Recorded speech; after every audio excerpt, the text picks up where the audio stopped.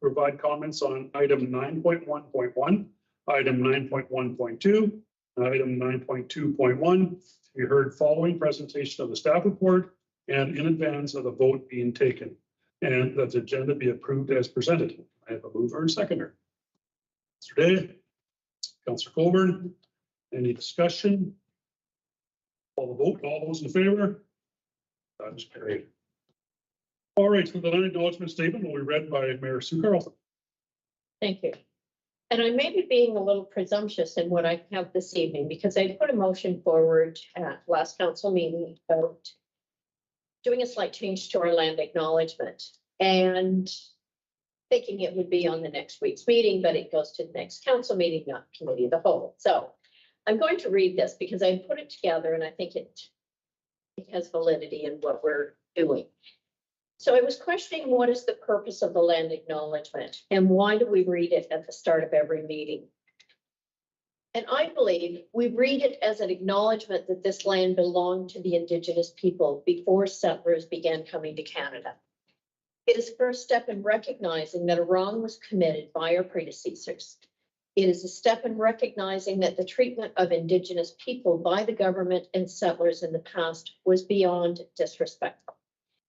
It is an acknowledgement of the superiority that was felt and displayed by our ancestors, and it acknowledges their ignorance. It is acknowledging that we cannot correct these mistakes by ourselves or individually, that we need each other as the people of Canada to work together to create a country and community that we can all be proud of. It is acknowledging that we are all equal, that no one race is superior to another. And it is acknowledging that we need to be constantly reminded to ensure we do not repeat the mistakes of the past. For this reason, I had placed a notice of motion at last week's meeting to add a Y to our land acknowledgement, so that when we read the land acknowledgement, we state it is in the spirit of reconciliation, as a reminder to council, staff, and residents of Georgian Bluffs that we need to be part of the solution. So I will now read land acknowledgement if I can get back in the right spot here.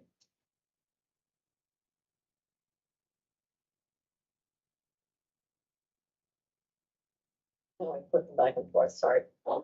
In the spirit of reconciliation, we acknowledge with respect the history, spirituality, and culture of the Anishinaabe, the people of the three fires known as Ojibwe, Odawa, and Potawatomi Nation, who have inhabited this land from time immemorial. And further give thanks to the Chippewas of Saugeen and the Chippewas of Nawash, now known as the Saugeen Ojibwe Nation, as the traditional keepers of this land. We also recognize the Métis and Inuit whose ancestors shared this land and these waters. May we all, as treaty people, live with respect on this land and live in peace and friendship with all its diverse peoples. Thank you for that. Mayor Carlton, I guess I'm going to put the question on now if anybody would be willing to do next Wednesday's meeting, council meeting. Let's do it. Okay. Councilor Colburn will do the next meeting. All right, so declaration of pecuniary interest. If there's any declaration of pecuniary interest today, if any arrives, just let us know and we can address it then. Does any member wish to make an announcement? Any announcements today? Not seeing any. Public hearings, we have nil. Delegations, public question period, 7.1 items on the agenda. Any person who wishes to appear before council regarding an item on the agenda shall make written application to the clerk by 3 p.m. the day of the meeting. To register, www.georgianbluffs.ca/delegations or call the clerk's office at 519-376-2729, extension 603. All right, and 7.2, items not on the agenda. Any person who wishes to appear before council regarding an item not on the agenda may make written application to the clerk by the Thursday preceding the meeting they wish to speak at. To register, www.georgianbluffs.ca/delegations or call the clerk's office 519-376-2729, extension 603. Correspondence, we have bill staff reports. 9.1.1, it's community environmental services. CES 2023-19 township accesses at Bass Lake. Recommendation reads that no action be taken in respect to the 3 accesses in the care and control of the township at Bass Lake, so that they remain in public ownership stewards by the township, and that the township does not seek to install any steps or docks infrastructure on these accesses to support access to Bass Lake, and that the township be receptive to reviewing and considering a future proposal, if one is made, for the resident group owned and operated access is being established on township property. The mover and seconder. Councilor Winters, Councilor Shoalhays. I'll now turn this over to the acting CEO.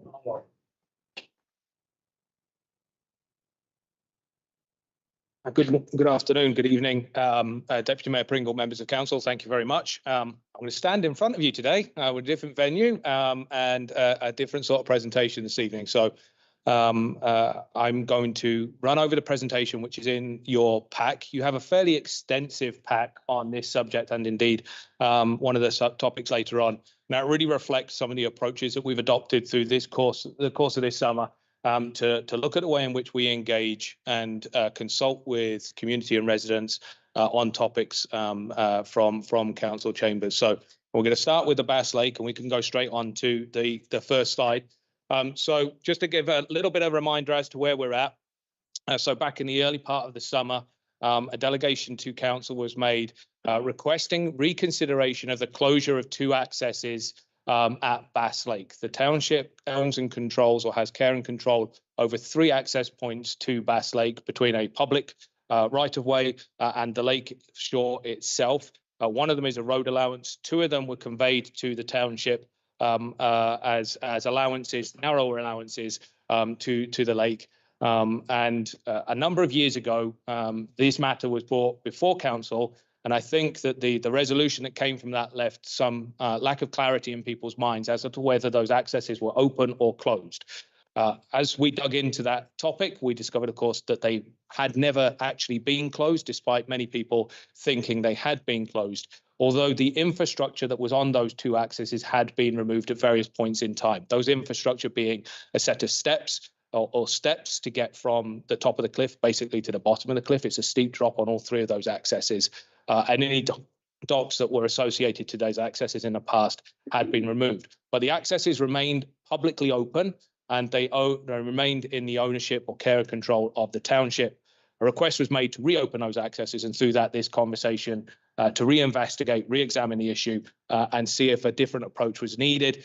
Council asked staff to go away, bring back some recommendations informed by resident feedback and engagement consultation. That's what we're bringing back to you today. That's the recommendations that are in front of you. We can move on to the next slide.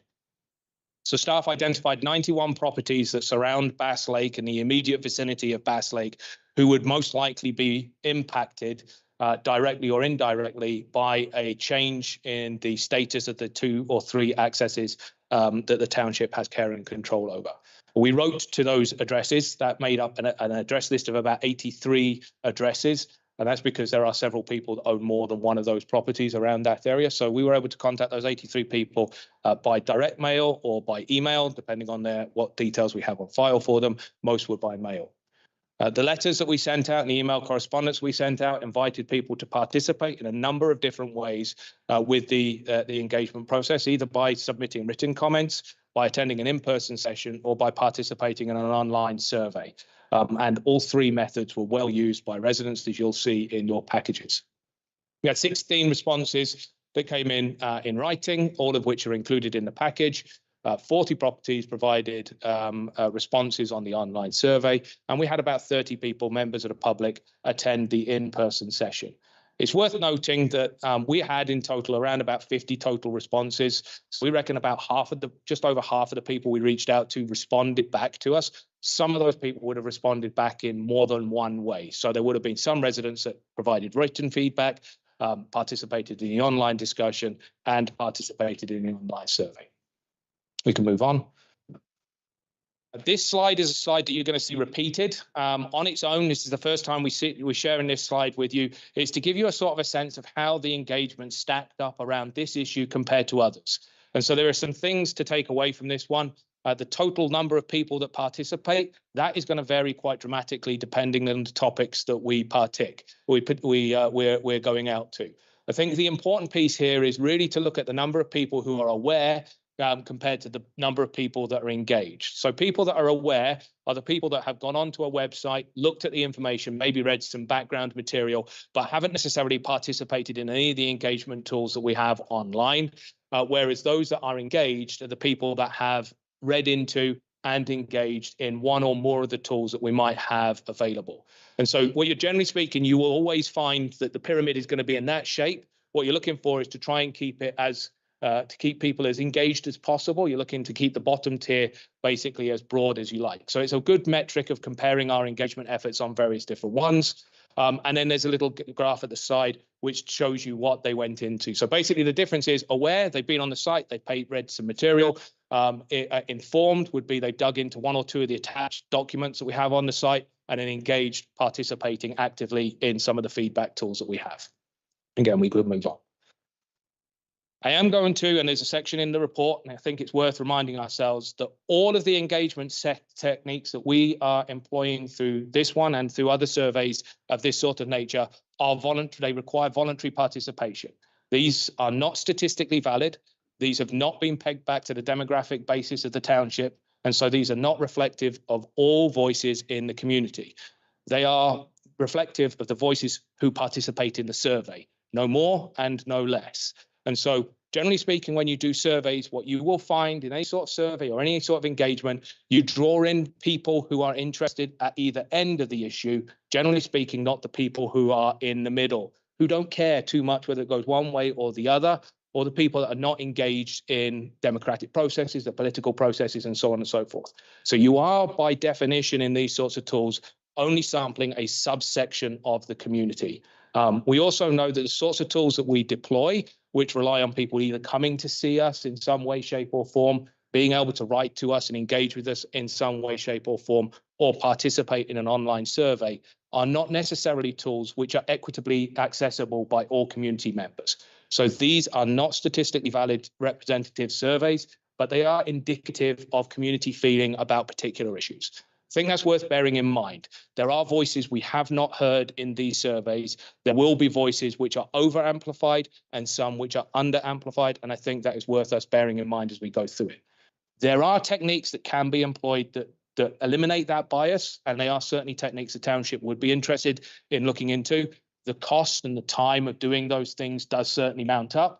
Because you're trying to talk to the people who aren't necessarily wanting to talk back to you. And so also whenever you're trying to talk to somebody that doesn't necessarily want to engage, it becomes a little bit more challenging, but it is worth remembering as a tool we do have in the toolkit if we need it. We can move on. So what did we hear? Generally speaking, there is a slight preference to keeping the accesses open and a slight preference to allowing for those accesses to be used. Of the people who would like to see the accesses be used, there is a preference towards that access being limited to residents in the immediate vicinity of Bass Lake, i.e. a private access rather than one that can be promoted like our Balmy Beach boat launch or Big Bay boat launch for people to come to from outside of the community and access those areas. So there was a recognition as we went through this that not all community members around Bass Lake have currently got access to Bass Lake. That is one of the unique qualities of living in this community. And so there was a general sense, a slight preference that access is something that should be shared within that community. There wasn't a feeling, there was quite a strong feeling against, in fact, that being opened up to members of the public. And through all forms of engagement, that was fairly consistently echoed across all areas. There was no clear preference as to which one access should be opened, which one access should be closed, whether all of them should be closed. There was a very slight preference for the access between 139 Lakeview and 139 South Bass Lake, but it was only a slight preference. And there was a preference towards keeping these open rather than closing them. We can move on. It got a little bit more difficult when you started drilling down into the steps. And it's not often I'm going to bring together a survey which brings an exact 50-50 split, but there was an exact 50-50 split in terms of the survey results as to those that would like to see steps to facilitate access, as opposed to those that would like to see no steps to facilitate access. On the online survey, it was quite clear. It was a 50-50 split.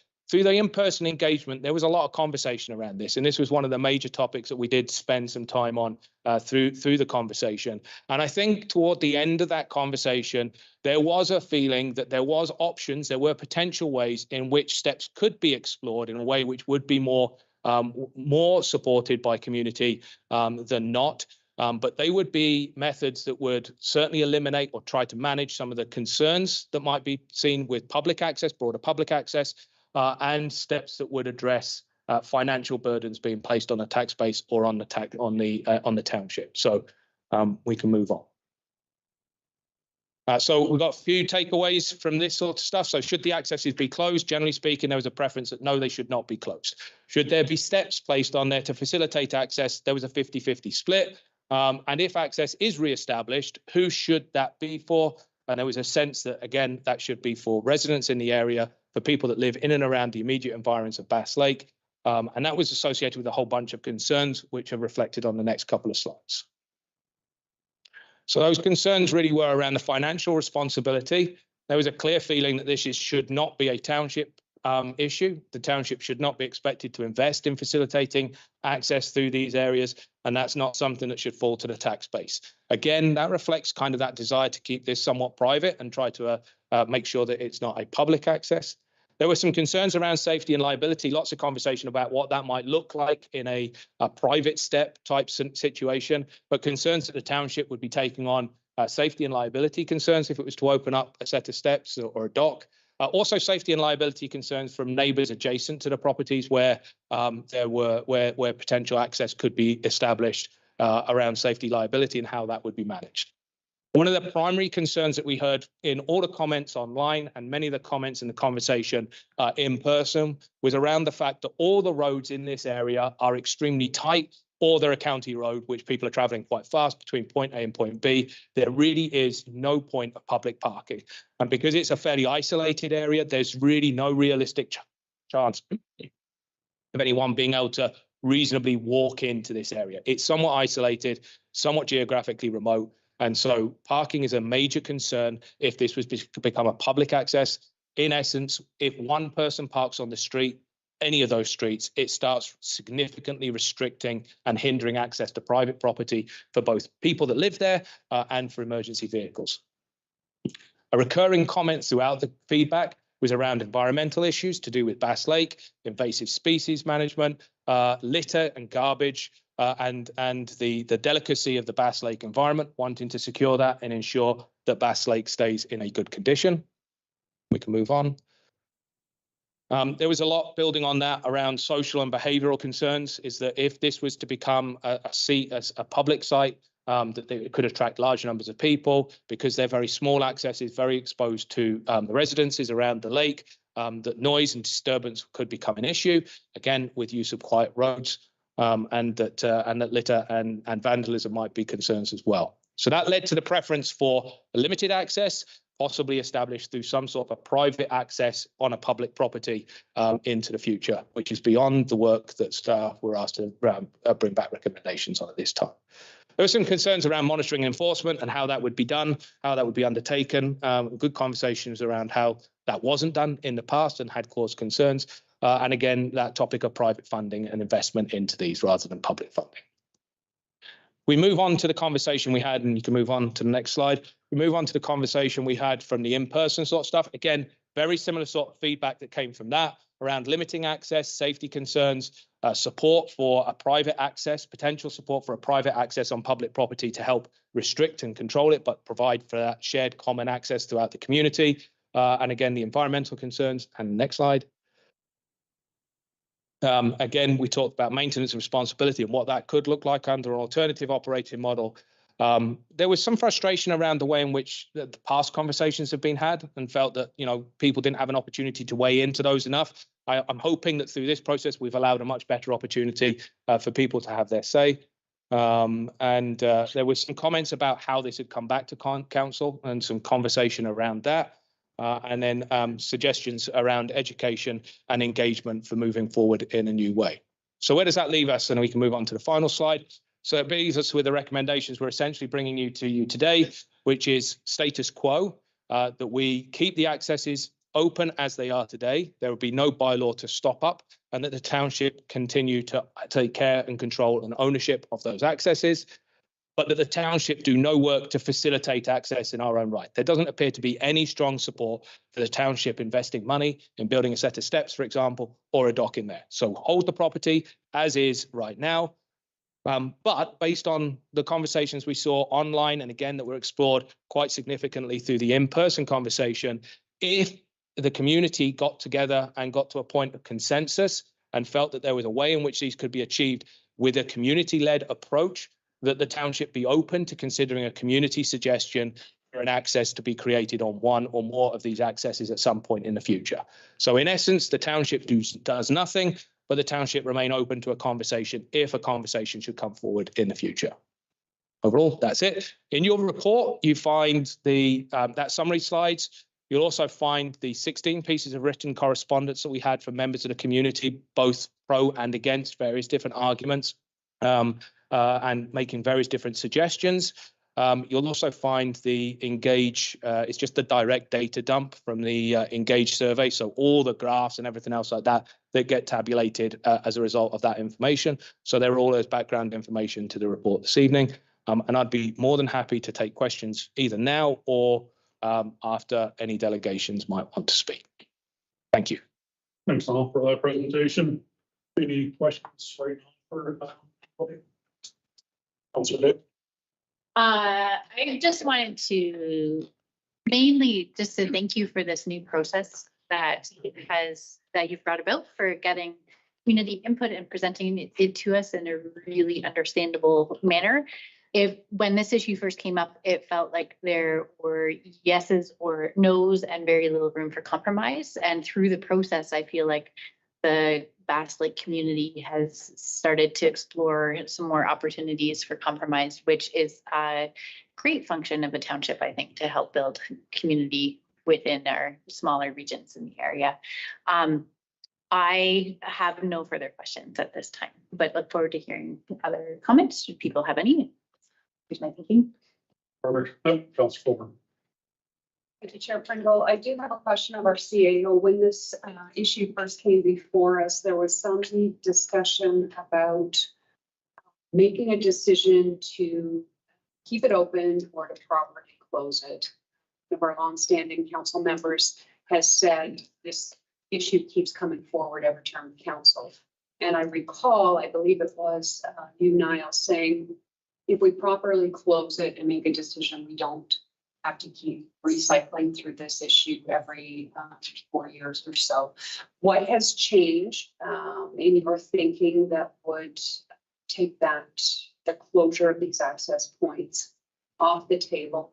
And the second part of my question is, what is the liability associated with leaving the access points as is currently? I always think one of my big jobs as a council member is to consider risk and liability to municipalities. So I would be interested in your comments. Yeah. So through you, Deputy Mayor Pringle, firstly, just very briefly, full kudos goes to the communications team for helping lay this out and put the process together. So I do want to reflect on that briefly. I think closure is still on the table, very much still on the table. At this time, based on the sort of feedback and discussions that we've had over the course of summer, staff haven't heard strongly or clearly that closure and stopping up of the two or more accesses is something which is necessary or indeed desired at this point in time. And so, our recommendations are very much based on the sort of feedback that we've heard and looking at this issue from a perspective of that community feedback. So at this point in time, closure is definitely still on the table. We could still consider closing and stopping up these accesses. But staff are not suggesting that would be reflective of community need at this point in time. I think the liability question is a good one. The liability tomorrow is no greater than it was yesterday, and so we would be taking no additional exposure on by keeping these accesses open than we have done traditionally in the past. There is exposure that the township is faced to. These are pieces of property which are owned by the township. And so ultimately, if something was to happen to someone or to someone's property as a result of something on these lands or from these lands, there would be an exposure by the township to some liability. That liability is significantly reduced, potentially even fully eliminated under the Owner-Occupier Liability Act, which is where this exposure would come from, as a result that these lands are unimproved and they are exposed to natural hazards, natural risks, which are fully understandable under the eyes of the law, are fully understandable by somebody that enters onto that property. While the township takes no active steps to encourage access, these are just natural lands that are sitting there. And so I would suggest that based on some fairly lengthy experience and professional experience of dealing with naturalized lands and public access, the liability to the township is low. As I say, no different yesterday, no different tomorrow than it was yesterday by keeping these open. But there is for sure a degree of liability that we hold as the landowner. So, Sorry, Councillor Coburn. I would add that liability is not impacted by a closure. So if we were to close the lands and somebody was to then go on to the lands after the fact, we actually could increase our liability at that point, although that may feel perverse. The reason being is that if we actively close the property rather than just letting it sit there as is, we have to enforce that closure. And if we are not proven to be enforcing that closure, then we could actually expose ourselves to greater liability at that point. thank you. That second comment is far more convincing than telling me because we haven't had incidents in the past, we don't have to worry about having them in the future. I guess my other point that I'd like to make is that I will be recommending we split this motion. I'm happy to bundle the first two. I am very unsure about my support for the third recommendation in that motion. It makes me a little itchy to hear that we would have a privately owned and operated access point on municipal property. We have had a couple of examples of that in a little different form. And we have found our hands tied. We have found that there's issues with it, and it sometimes causes some community strife. So that one is concerning to me. I wondered if you could give me some similar examples within our municipality where we have taken this on, facilitated it, given it to the community, where we're still liable, we're still on the hook for enforcement. And perhaps future costs. So I guess I'm looking for a precedence for that. I also find it really not palatable that we're saying we'll offer up those services as a municipality, but we're only going to offer it to the people in that vicinity. So where else in our community have we done this? Where we've offered up our land, our property, some of our services, time and money, and said, oh, but this is not going to be open to all of our residents. Yeah, no, that's a fair question. So there's lots of examples I can give. This certainly wouldn't be new territory for municipalities, and it certainly wouldn't be new territory for the township of Georgian-Blas. So we have privately owned and operated boat launches. Privately owned and operated boat launches, which have been before council, which provide for non-promoted access to the lake. Strictly speaking, they are public. They could be used by any member of the public. The reality is they are not. We have one of them. We have Municipal property. Yes. They're on public property, and in fact, they're on the bottom end of road allowances, where the road allowances terminate at the water's edge. So we have one in Oxenden. We have at least one in Oxenden, arguably two in Oxenden that are exactly like that. Privately built, private infrastructure on municipal property, which is generally speaking reserved for the use of a very small section of the community. We have an agreement for a private use of public property at Big Bay, and that's a private private use by a selection of residents or a resident, depending on how you want to split it. But part of the beach and the parking lot at Big Bay are reserved for private use, and we do invest public money into making sure that we uphold that agreement. So we have that. We also have in the order of 1,000 properties in the township of Georgian Bluffs who have private infrastructure on publicly owned lands with or without agreement, and we hold liability for all of those lands as well. And so we routinely have private infrastructure on public property with or without agreement, sometimes with agreement, sometimes without explicit agreement, which is on public land, to which we do hold some liability. I'm going to make reference to the boat launch at Oxenden. My understanding is that that was one point considered a boat launch, but no longer. We removed the sign for it because it wasn't didn't necessarily go through an approval process. I think you're thinking, sorry, through you, Deputy Mayor Pringle, there's actually a second one. I think I know which one you're thinking of. That one wasn't the one I'm referring to. There is one at the dead end of a road allowance, which there is a council paper in support for, and was privately constructed and is currently used, actively used this year as a boat launch for members of the local community.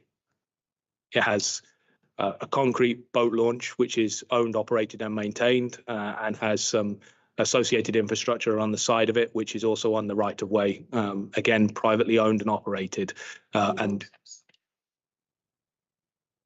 not prohibited, but not encouraged, and don't use it. There's no evidence for outside use. Yep, thank you. Any further questions?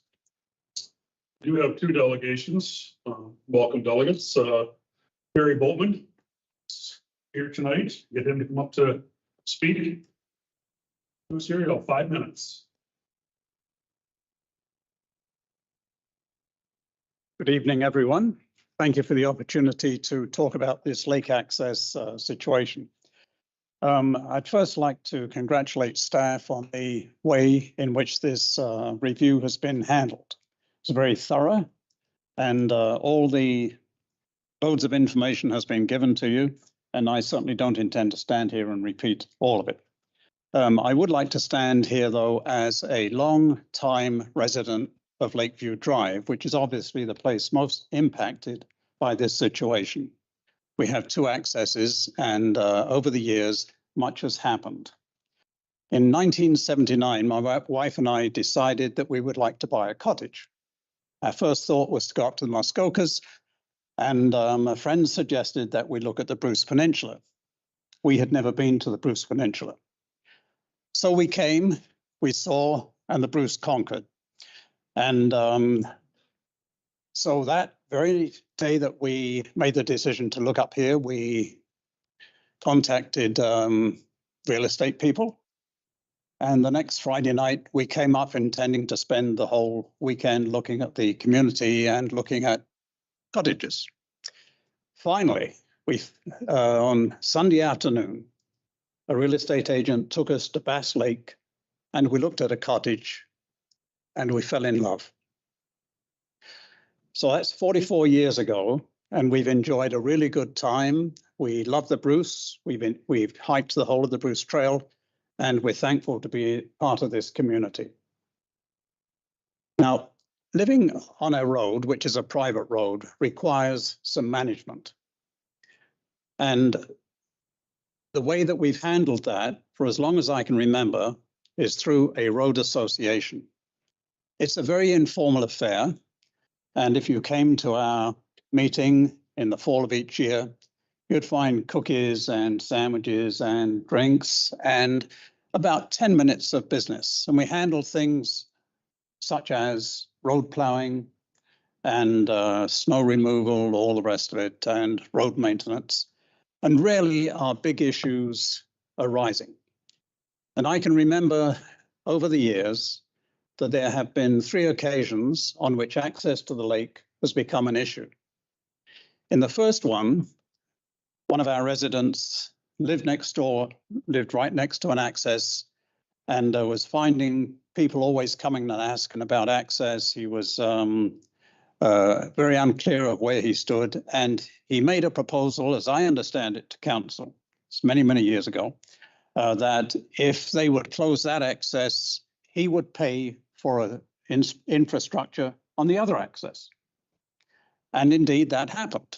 So stairs were built down, and the second access was used. And at the time, the Road Association had no problem with that situation.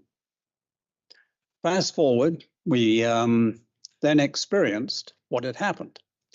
And what had happened is, as soon as people knew that there was infrastructure at the one access, people from surrounding communities would come in and use it, even though it's marked private. And so the key issues were, as are in the report, and as Niall has mentioned, the key issue was parking, but there are also issues related to noise, garbage, etc. And it came to a point where somewhere around about 2017, as a road association, we approved the removal of the stairs. And at that time, council was deeply involved and looked at the situation, and it agreed that it was a very dangerous situation. And it is, as I think all of you have seen, a very steep slope down to the lake. So it came as a surprise to me early this year when we found that, without our knowledge, someone made a presentation to the access, because in the meeting of September of 22, there was no mention of this at the Road Association meeting. So you can imagine that it came as a surprise to us that an issue such as this was mentioned. And so in our September meeting, August meeting of this year, there was a very long and very good discussion on the issue. And there's certainly no consensus. There are the two sides. One side that says, let's deal with the issue once and for all and close by bylaw. And the other issue is this idea of the private group. And from my experience over the years, the biggest problem is that once you build infrastructure down to the lake, you cannot keep it private. And there will be people coming from outside and will play the same record all over again. And so my recommendation, and many others, is that closure, we say it with some reluctance, that closure is the best approach to save us dealing with this thing year after year in the future. And I would ask one request, that if there is a process and it comes to council in the future for private ownership, that those most impacted, those on Lakeview Drive, be involved in the process such that it's as open and transparent as this one today. Thank you very much for your time. Thank you, Barry, for that. Next delegate is Richard Chambers.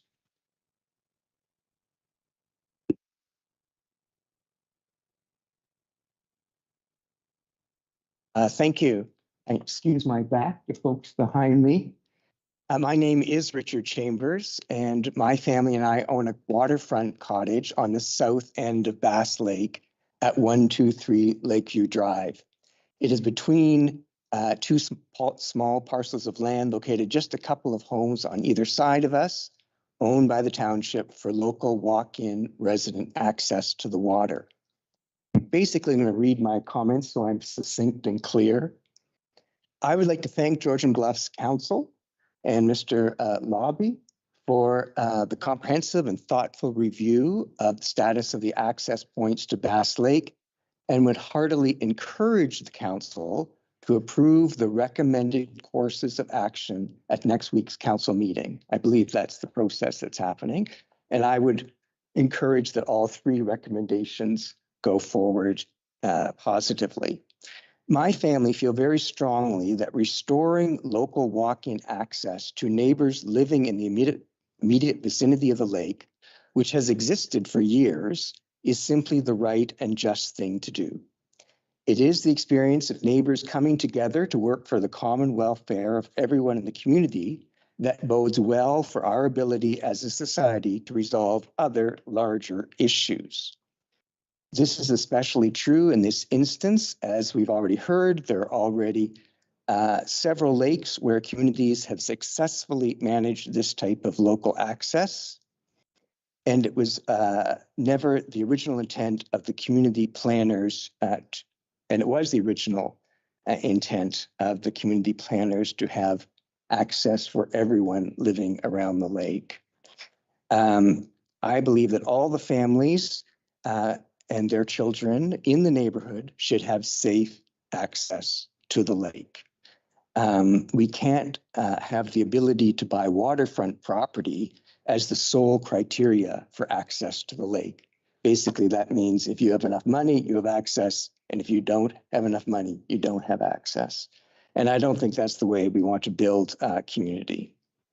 I'm confident that neighbors managing a transparent process for access to the lake, as reviewed by the council, will be especially sensitive to safety, noise, and other related issues that we've heard about.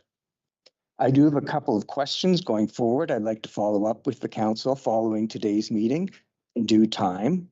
One, can the council provide contact model agreements as an indication of best practices and/or contacts for local resident groups currently managing other access points to lakes in the township or in the county? Second, how soon will the council be willing to consider proposals from a local resident group for managing an access point? And thirdly, can we assume the township would want to approve and inspect any infrastructure ensuring safe access, for instance, the construction of a flight of stairs to the lake?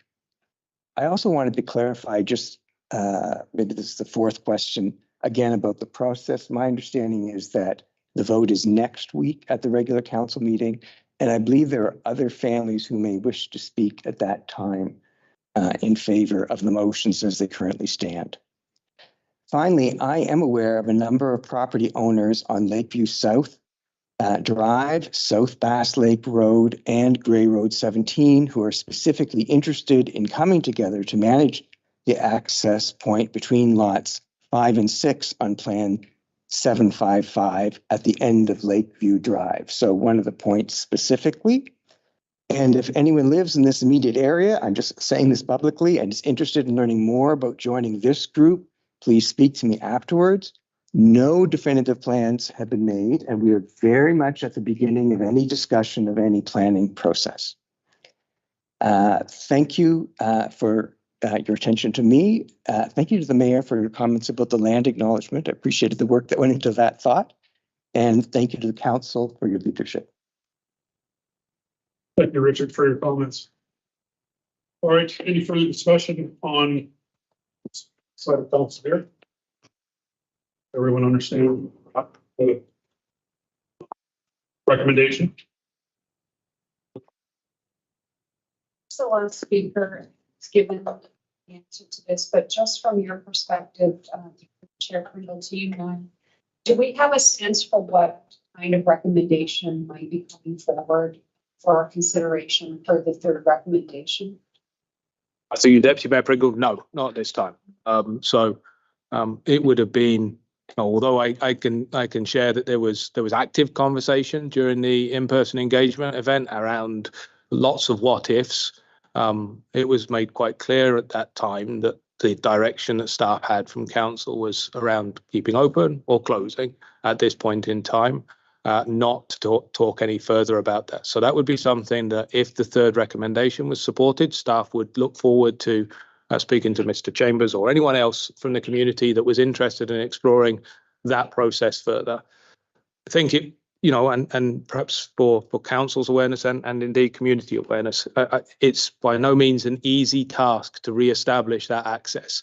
An NEC development permit would be required. There would probably be a consultation that would be required with Saugeen Ojibwe Nation, probably a discussion to be had with the Conservation Authority. And so it certainly would not necessarily be an easy process to go through and probably would take some time. but no conversation has been had to this point, at least involving the township. I don't know if there has within the community as to what that process could or could not look like. That would have to come back to council, obviously, for a ratification at some point in the future. Don't know.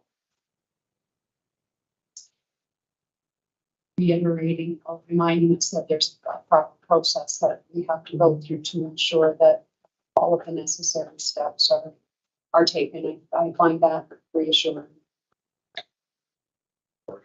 Yeah, I mean, just to add a comment to that too, I think the process is in play. We've got the process set up the way we need it to be to move forward. If something develops from here, we're all set up to go that direction. So I have that conversation. So on the recommendation that's in front of us here tonight, I'm going to call the vote. All those in favor? Hold on. May I say? Yeah, sure. Thank you. Yeah. I think I'm going to be voting in favor of all of the recommendations. So it seems, unless other folks want it split, I think as a matter of good practice, though, I do like to see motions like this be separated, because otherwise it forces us to agree with all of it or throw the baby out with the bathwater. So for me, it's not going to matter, I don't think, tonight, but perhaps we could consider that in the future.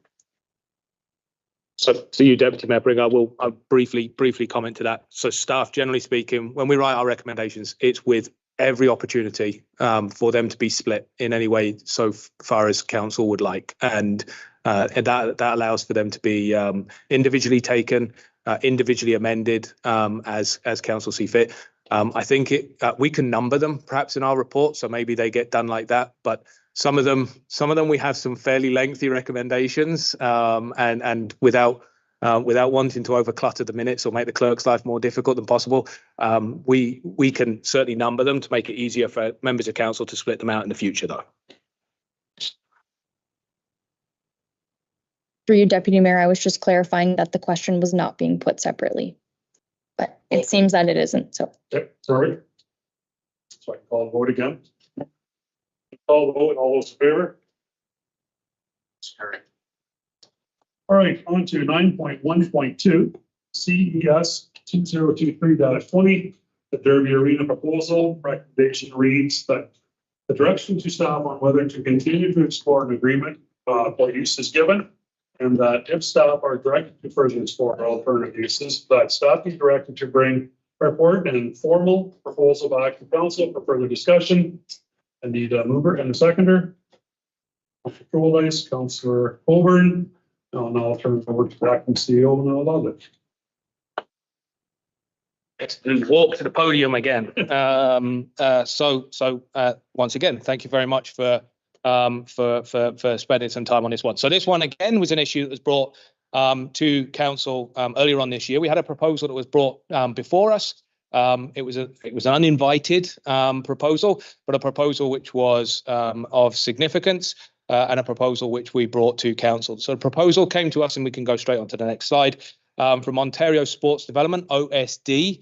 OSD approached us because they are interested in investing in an artificial turf facility in or around this community. They believe that there is a desire within the region for an artificial turf facility, and there is the support for an artificial turf facility from an economics perspective and from a business sustainability perspective. They believe, however, that economic viability isn't in a new build. They can't sustain a new build, so they were looking for facility that they may be able to repurpose, that's potentially older, potentially not being fully utilised, and they approached the township in regards to the Derby Arena, Derby Community Centre, the Kilsyth Community Centre, Kilsyth Arena. I'm going to use those terms interchangeably, and I mean the same building, whatever I may say as we go through the balance of the presentation. So their hope would be to assume the operation of that facility in its entirety, and to put an artificial turf floor down on the arena floor, and then to operate and pay back the $500,000 or so cost associated to the upgrade of that facility, pay that back through operating that the community centre as a commercial entity for a period of no less than 10 years. And the reason the 10-year caveat is in there is, once again, to try and recoup the high capital costs of the installation and the operation of the facility. They'd be paying all the operating costs and intending on putting on at least one member of staff, if not two members of staff, into this this body of business. So we can move on. Obviously, this was brought uninvited, but a significant proposal. Council asked staff to go away and come back. I'm afraid staff are not making your life easy on this one. We are not giving you a recommendation that you can vote in favour or against. We're asking for you to give us what you would like us to do. In essence, we can either stop the conversation right now, we can look at it in a different light, or we can go away, we can talk with this proponent and try and come up with a proposal which we would bring back at a later date. So we're not actually talking about what this would look like in detail tonight. We're just looking for that direction to continue the conversation or not. We undertook a community survey again, similar tactics to the way in which we've done it before, the ability to write in, contact staff by phone or by email or by letter, to book meetings and discuss this one-on-one with staff, participate in an online survey, or participate in an in-person engagement event. It's fair to say that this one was very well engaged on. We had a high number of responses. We did also have hard copy versions of the survey for anyone that wanted to fill it in paper. We would have collated those results and put them into the system on behalf of people, and anyone can phone up. And this is for this survey and for any other survey for anyone that might be watching this evening. If you want to participate but you don't want to participate online, you can always phone up staff at the township, and we'd be happy to walk through and collect your responses by phone at the admin office. To ensure that local residents were aware that this was happening, we did postcard mail out. The postcard mail out went to the Kilsyth and Derby area so that residents in the immediate vicinity were made aware. We did a news release and had some stuff on the radio as well around this one, and it did draw quite a bit of media attention at the time we brought it to council in the first place. So we had a very significant number of people that were interested in this one. We can move on to the next slide. We had about 1,200 people that were aware of the survey. And we had a high number of engaged residents through this, around about 460 or thereabouts, a little more than 460, given some of the in-person stuff, which this data doesn't necessarily reflect. So we've had quite a high level of engagement. It's fair to say that not all of this engagement has been from within the township. So about 50% of it has come from outside of the township's boundaries, a significant amount from Owen Sound and the Owen Sound area. And a significant chunk, and less significant, but still a sizable chunk from outside of the Owen Sound area in other areas that are not part of the township. About 11% of respondents were from the Derby and Kilsyth, identified from the Derby or Kilsyth areas, and a little under half of the respondents came from the actual township itself. That's not necessarily surprising for a facility like this. When OSD approached us, they did approach this on the basis of a regional destination. We don't have any junior sports leagues or sports clubs currently operating in the township, and so people need to leave the township. So anyone that's playing in the township will be playing outside of the township, and so they'll be playing with individuals that are coming from different communities. And so seeing the benefit of this as a regional thing, or seeing the reach of this as a regional thing, certainly is reflected in some of the survey results that we've seen. As I say, broadly speaking, quite a high level of engagement, and certainly compared to some of the other topics that we put out for public engagement this summer, one of the ones that drew quite a lot of interest and feedback. We can skip on to the next slide. So the same comment as before around the engagement. We are likely to have got people who have a view to share. We're likely to have found the people that want to play soccer in the area or want to play soccer on artificial turf and can't right now. And we've heard from communities who don't want something to change about that community. Probably haven't heard, almost certainly haven't heard from the people that don't care too much. They don't plan on being a user. They're not a user. They don't really mind too much what happens with this centre. I think it's also fair to say, and worth reflecting on, is that I am confident that there have been works undertaken by the various different groups who may have an interest in this arena to spread the word around their memberships and their groups. Some groups will be larger than other groups, and therefore it is likely that there will be a louder voice from some communities than there will from other communities. Equity is a really important part of this conversation, particularly given some of the uses that are already being made of the arena that could be impacted by the arena's change of use in the future if we decided to go down that route. So we certainly have heard from a very large number of people, a fairly large number of people in terms of this engagement activity. We've heard from a fairly broad spread of community members.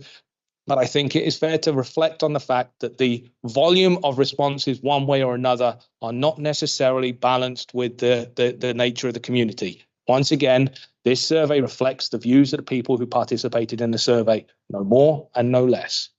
We can skip on. So a large number of respondents actually indicated that they are already arena users of one sort or another, most of that being sport type purposes. Again, I might question this one slightly because we're not aware of that many people using our arena in the onset, and that's assuming that everybody that answered the survey were using it. But broadly speaking, in terms of usage type, that's it's not an unrealistic picture of the sorts of bookings we get. We get some bookings for the arena floor. A lot of those bookings and the predominant use of the arena floor tends to be for sport type processes. Lacrosse use it. We get some indoor hockey that makes use of that, and obviously the roller derby, which would count as a sport in this broad spread. We can move on. There was a strong feeling, and this was one of the things that came across fairly consistently throughout the survey, and perhaps was not necessarily what staff was expecting to bubble out from this one, but an interesting one and good questions to ask and good feedback to have around what operations, who should operate it. There's a very strong sense in all the respondents that we got that the municipality should own and operate venues and facilities like this. This is municipal business. This is public sector business with some strong feedback that came out. We did ask the other side of that question. How comfortable would you be if the same facility was operated privately? And we definitely saw a different spread of results. So that's the second pie chart on the screen just now. Does show the comfort level that people reported about having a private entity operate a sort of facility along these sorts of lines. So I think it's fair to say there is some comfort around a municipality operating a facility like this. There are some nervousness and some concern around a private entity taking that on. And those concerns we were able to dig into a little bit through some of the conversations we've had. So there is a range of feelings from those that are comfortable, very comfortable, to those that are somewhat uncomfortable and uncomfortable. As you can see, a fair, broad spread of feelings around private operation. We can move on. Cost was another area we explored, and I think it's worth spending a little bit of time on. So the current cost of the arena floor is about $37 an hour. The estimated figures that OSD put forward to us were around about $149 to $170 an hour for the arena floor if they were to put artificial turf in. Just based on some of the comments we read back, I think it's worth reflecting that neither one of those costs would ever reasonably be expected of an individual. So these are, generally speaking, going to be shared facility costs. So you'll have a group of 20 kids, 30 kids using the facility, or a ball team would come in and use the facility. So generally speaking, these costs are shared. And these costs are certainly not out of whack with some of the other costs that we charge, such as for the facility behind us in terms of usage rates. We have done a little bit of a work digging around with what other artificial turf venues charge. It's very difficult to find a comparable because there isn't one. The next nearest facility is down in the Guelph, Waterloo, Kitchener-Waterloo area. There's very few of these facilities. These would be astronomically low costs in that area. So you're paying upwards of 200. Once you get into the GTA, you're paying up to 250 bucks an hour for peak prime time usage. So these costs are competitive with what we see further south. We have no local comparators, though, with which to compare these with. So there was some concern around accessibility for costs. And certainly one or two of the existing sports user groups did reach out and share they would have concerns about that cost increase as well, even obviously shared across multiple members of multiple players. There was a strong sense that the township should continue to invest in facilities for community uses. And that's the green. The orange slice of the pie here, which is obviously the bigger slice of the pie, says we should, as long as it makes sense to. So we have to be cautious about where we're investing dollars. And so there is a point in time where a facility may get to the point where investing into it is something that we should be cautious around.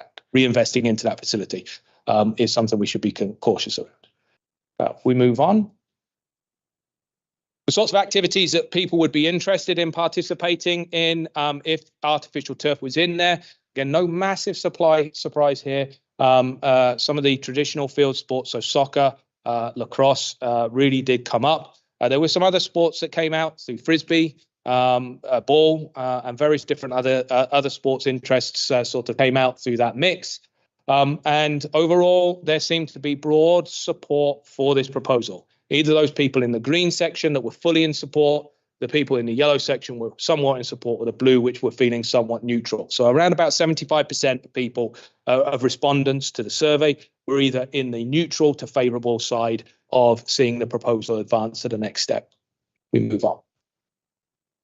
So we did hear some fairly significant feedback through some of the comments, and obviously you'll see that reflected in the reports before you. There was a strong sense, and it's interesting because this came from two sides of the position.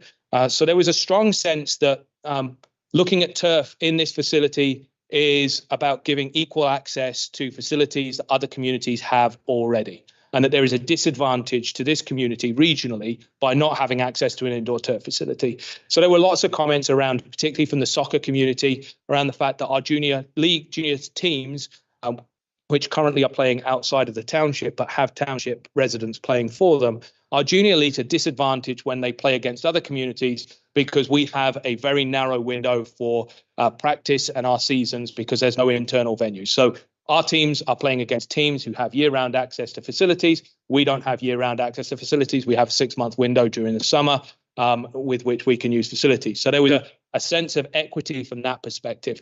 There was also a sense of equity from the perspective that the users are currently using the facility, being primarily the roller derby, being one of the primary users of that facility. That group would be unable to use the facility on a go-forward basis, and that group is a group made up who does have a draw from equity-deserving community members, and so there would be a disproportionate impact of this proposal on that group and its members. Financial responsibility and affordability really came up. There was a concern, and again, a broad concern reflected across the board about the township's responsibility for maintaining the capital infrastructure of the community centre. It's an older building. It is getting toward the end of its lifespan. We would be entering into an agreement to look after it for 10 years. We don't necessarily know what the costs might be in year 8. We don't know if there'll be no costs over the 10-year term or lots of costs over the 10-year term, and the township maintains the responsibility for that. And how does that stack up? Again, that also reflected conversations around affordability of access to the venue. Strong support for youth sports development, the fact that this gives a real opportunity for clubs to add a new layer to their operations and a new layer to their clubs around sports development and opportunities, extending year-round seasons, extending hours of play in the spring and the fall, and really adding to the turf component that's out there. Concerns, as I said, around the ownership and control, so we could move on. We had a couple of comments that we threw in here, which were reflective of some of the commentary we had. We had great comments, and I think it's been one of the things that's been really rewarding for myself and the communications team feeding back through this. We've had some quick, short comments. We had 1 or 2 surveys with some interestingly brusque comments, but there have been a large number of responses across all of the surveys we've done, which have really given some quite thoughtful input and feedback into these. So we've had some pro-turf comments and an anti-turf comment, just for example. We'll move on. So the key takeaways on this one is that we needed to do the engagement to bring back some information for council to consider in deliberating on next steps in this one. There is a sense that this would fill a regional gap in our sports infrastructure in this area and stretch beyond the township's boundary. There was a mix of feelings around this being privately run as opposed to a publicly run facility, and what that is, the risks around cost and so on and so forth. There were some comments and concerns around the community impacts of this change in use. The arena right now is relatively low use, as the Pioneers make good use of it on a Monday. There are other groups that make use of it periodically for an hour here or an hour there during the week. There was some conversation, particularly at the in-person engagement, around what would the area feel like if that arena was experiencing 40 hours of use most weeks, and so on and so forth. So there was some conversation around that. And then obviously quite a bit of feedback around the loss of the use of that venue for the existing user group being the roller derby. As I know, we did have contact from one of the local lacrosse user groups who also shared some concerns that revised pricing on the artificial turf may cause them some challenges as well in continuing to use that facility for their uses. think we're just about there. Yep, there we go. So thank you. Once again, I'm more than happy to take any questions there might be. But just as as I'm wrapping up, so the guidance we're looking for is whether or not we're done and we're good, or whether we should continue to explore this with OSD to the point at which we would be bringing back a proposal. I can add one brief thing. My suspicion, and I think Martin is listening right now, who is the contact to OSD. I believe he's registered as a delegation. I think Martin is keen to move this one forward. And so I think if the direction is given that we explore a proposal, this is not something that is going to vanish and come back to you in 3 or 4 years' time. I think this would be something that we would be working fairly promptly on and bringing back in fairly quick order. Thank you. So the presentation. Before we get into discussion, I wonder if it'd be okay with everybody if we go to Martin now, not Steve. Sure, we got lots of questions for now. So welcome, Martin Sazek. Do not believe he is present at this time. Okay.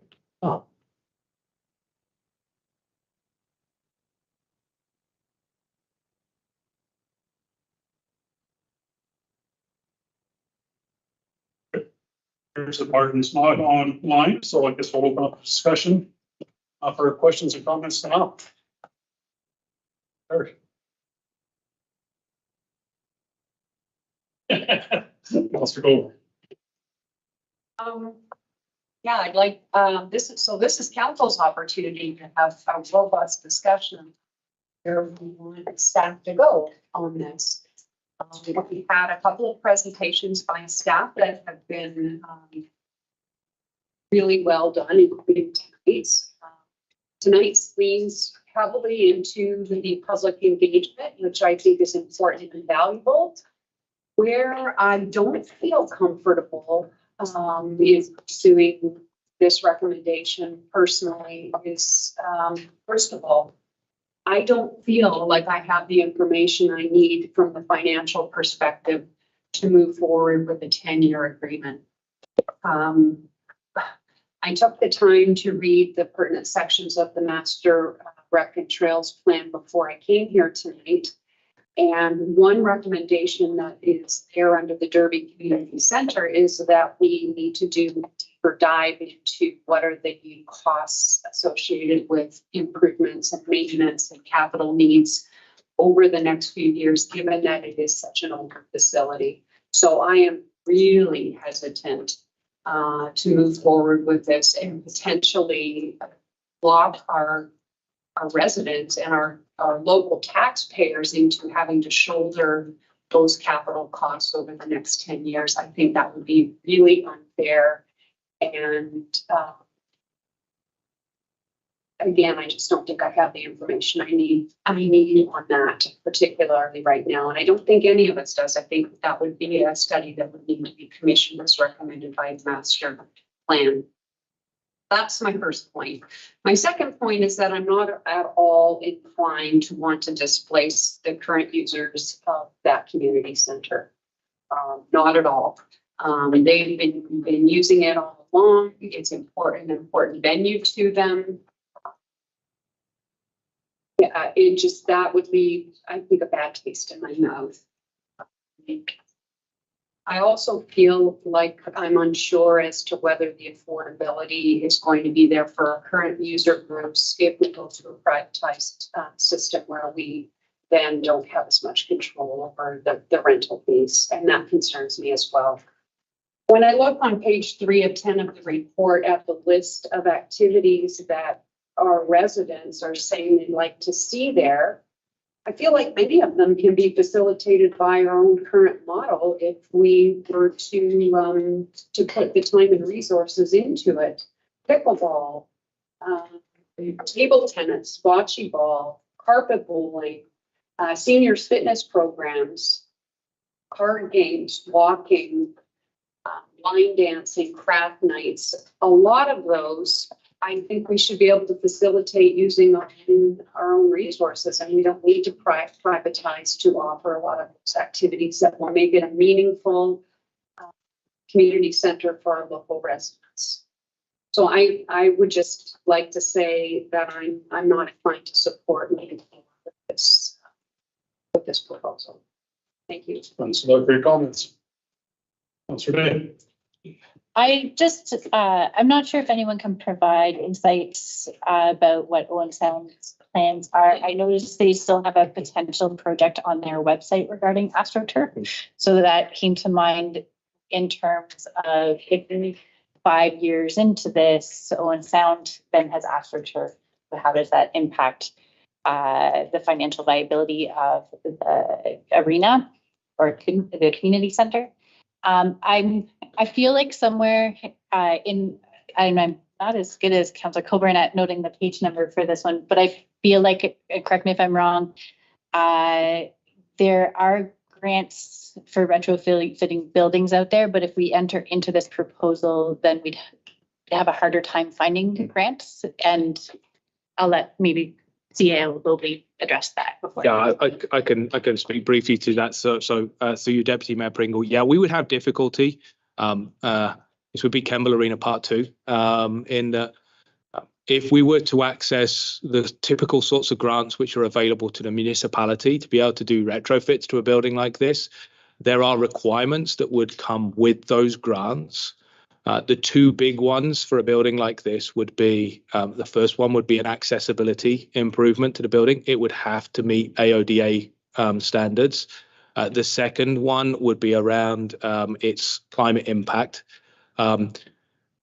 Those two improvements to this building would probably see it being more cost effective to bring the building to the ground and start again, simply because this building was not built at a time where those requirements were built in. Retrofitting those pieces would be prohibitively expensive and probably get into the order of a cost of a new building by the time we get there. So those grants are available. Applying for those grants wouldn't make financial sense for the purposes that they were requiring. It would not be worth jumping through the hoop to get the accessibility improvements and the enhancements for the climate out of this building.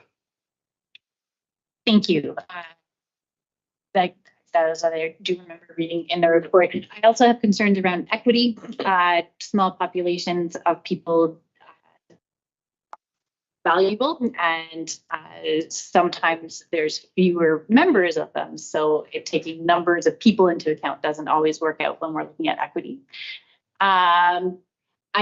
We asked questions of Martin at our last council meeting around this, and I haven't really seen some answers to some of those questions. One in particular that I remember is a surface that could be possibly put down over the AstroTurf to support Buck and Doe's and the strawberry tea, I believe it was called.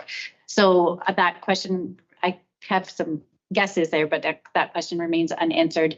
And again, to reiterate something Councillor Coburn mentioned, just in terms of the financials, I feel like more information would be needed before I would feel comfortable moving forward.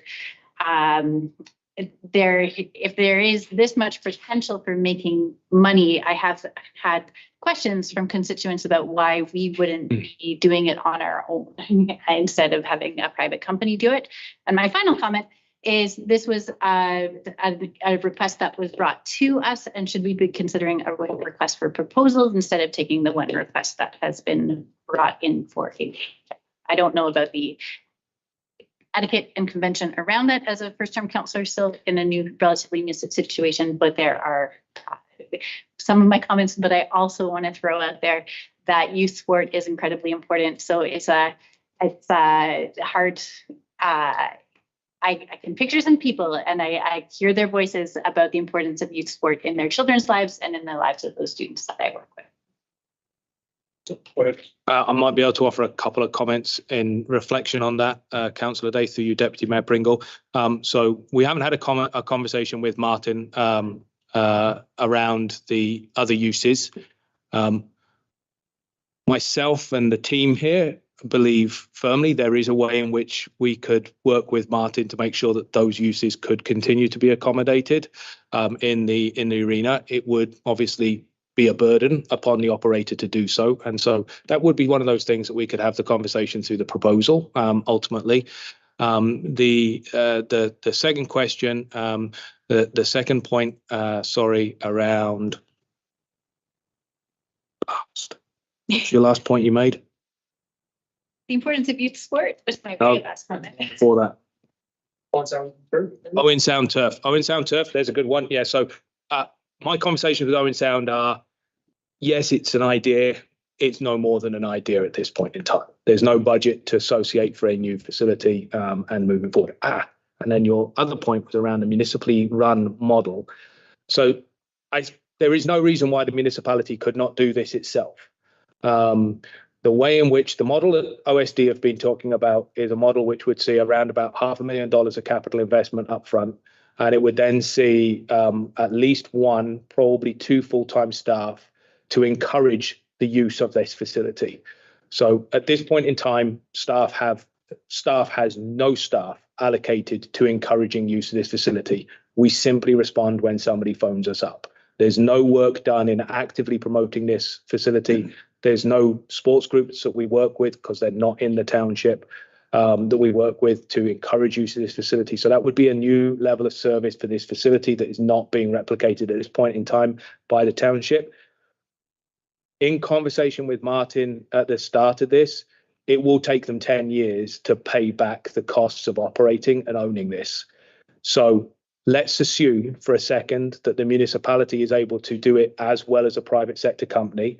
And I think municipalities do some things really, really well. Running businesses for profit, municipalities, generally speaking, are not good at.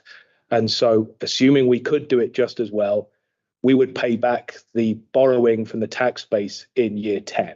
So we would be expecting to push it out that far before we were paying back. So we could do it. The difference is we would be bearing all of the risk that the proposal would potentially be absorbing for that investment. thanks for that. I do have a bunch of questions myself, but I do have members of the public in the gallery who would like to speak to committee if we support it. So I'll put the question out there. Are we in favor of members of the public having a comment now? Heads are nodding. I'll say we're good. All right, if whoever would like to come to the speaker, tell us who you are, and I'll give about 5 minutes. Hello, and thank you. We were unaware of the clerk proposal kind of situation. My name is Margaret Crane. I am a member of Grey Bruce Roller Derby. We are the current long-term users, big-time fans of the Kilsyth Arena. And just by virtue of the way some of the engagement was written out, I feel like a lot of us didn't get a chance. There was the comment section, but beyond that, a lot of it was yes, no answers. Do you use this? Will you use this? Do you like it or no? So just a chance to speak a little bit more eloquently. I thought that would be a good idea. So Grey Bruce Roller Derby has been operating for almost 15 years now, I would say, in this area. And we were even larger before the pandemic, and we are on a large rebuilding phase now. We have a membership of about 40 members at this point in time, and it is almost entirely women. And I want to say our youngest member at this point is 16. And our oldest, Sonny? 62. Is 62. So roller derby in itself is a huge proponent of women in sport, of the 2S LGBT community in sport. It is one of the only safe spaces for transhumans in sport. And youth sports are important. From what I understand, lacrosse already uses the Kilsyth Arena as is, and they will not disappear with or without this turf. We will. We pull members from as far away as Mount Forest, and we do use this facility in the summer when there is no ice. The issue is finding a facility that has no ice. So in the winter months, despite the fact that it is unheated, despite the fact that it is frigidly cold, we go to Kilsyth because that is how we are able to continue training through the winter months, which is the bulk of our training season. Our games tend to run more that kind of May to August timeframe, but our training, our preparation, our bringing up new skaters is in the winter months. And so to lose that would be losing our ability to be competitive and to bring in new members. And we are growing. We brought in, I want to say 16 members last season, and we brought in another 12 to 15 through our new skater program that started last week. And I personally am also a member of a large organization out of Tri-City where I play at an even higher level through what's called WIFTA. So I've seen roller derby at all levels. And if we can continue to grow Grey Bruce roller derby the way we have been on trajectory to do, we can have easily a 100+ member organization, primarily of women. We can build a junior derby program for youth sport, but it's something that this area does not have. The closest is in Waterloo right now. And we have the knowledge, we have the coaching base, and with more members and access to space and time, we hope to build to that and to bring that in as well. But if we lose our space to a turfed area, there's nowhere else for us to go, and derby won't move. It may cease to exist in all of Grey Bruce. The next closest team is Allison. So I would just implore you to consider us in this proposal, and thank you for your time. Any further questions from anybody else? I have a few comments. So I really hate things where I can see benefits on both sides of the issue, because it makes it really hard to figure out which way to go down the middle. One of my biggest concerns would be we have no idea what capital costs would be if we put that volume of usage that's proposed through that old facility. I can see us needing new septic, new washrooms, new a whole lot of things. So that's a concern because we have no way of forecasting what that would be. I think one of the things that Martin would propose that he would be doing in addition to the turf going in is he would be putting in a heating system, because no one's going to want to go in there in that cold facility. So that makes me wonder, what is the cost of doing that? And could we do that? And would that attract more people, keep roller derby, attract other groups that would come in and use it? What would be that cost? And that's probably a cost that we could come up with a number of. Going at the idea of a turf, I don't have a problem with outside residents coming and using our facilities. I think it provides a venue for our own children, adults, whoever, to use those facilities because they need those other persons to fill out teams. And I'll use the example that I heard about last night with a midget hockey league here in Shallow Lake at this arena. We now have 24 children signed up for midgets.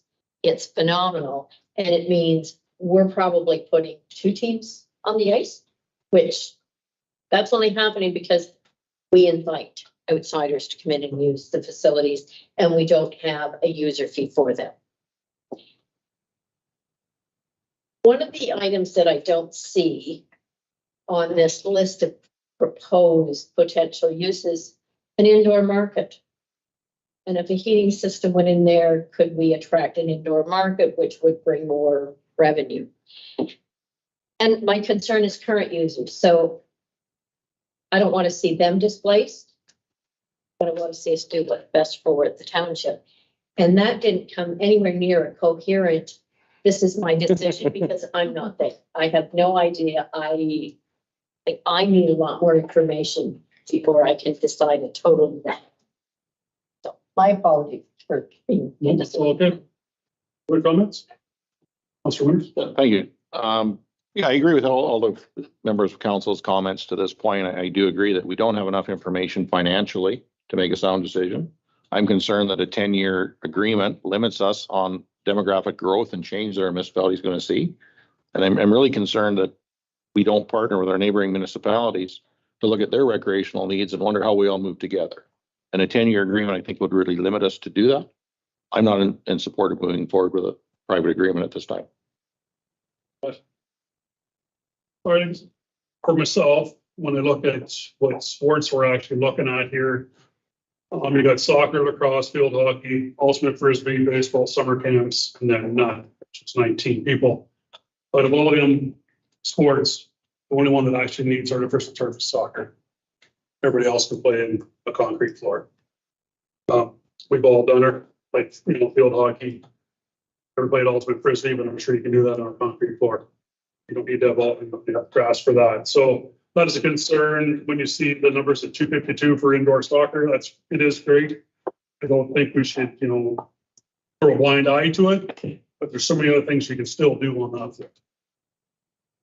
Fucking goes, dances, markets, there's many roller derby, there's lots of other things that can be done. I think we need to do a better job as a municipality looking after that facility. When I seen $37 an hour to rent that facility, that was a bit of a red flag for me. That's you can't go anywhere with $37. So anyway, just on the bigger picture, I look at that piece of it, and then you see what they're proposing at $149 to $169. Yeah, that's right. You're talking about teams coming in. You're also talking about travel time for them to get here. These are numbers that we see. These aren't actuals that we're going to get. We don't know whether they're going to come here in 3 years from now, find out they don't have the people, and they walk away. Whether we got conditions in there or not, they still walked away. We're left holding the bag. So for me personally, I would love to see us investigate doing more with the facility that we have ourselves to promote it as a business. Not, again, I get the business piece. We should run a business, but look at how we can run it better as a municipality and do more for the people that do live here. And if we can attract outsiders to come in and use it, that's great. So, and again, on capital costs for question mark. And if we get into 40 hours a week use with 2 bathrooms in there, I do believe we have issues moving forward with your water, septic, and so forth. So that's just really my comments on it there. I think we can do a lot better ourselves right now. I do appreciate the fact that we had the opportunity for the proposal. I think it's sparked us to look at this a lot more than where we're at. That's just kind of comments. Anybody else got comments? I'll make one short comment. I agree with Councillor Winterson. I feel uncomfortable. We need to be private agreement for this. I don't think I support that idea. I don't think I support displacing people like the older people that came tonight. I think that's an important piece in our community locally. So don't support moving into a private sector. I agree with you. Okay. Anybody else? So staff are looking for direction. Anybody got a recommendation? We can give direction to staff.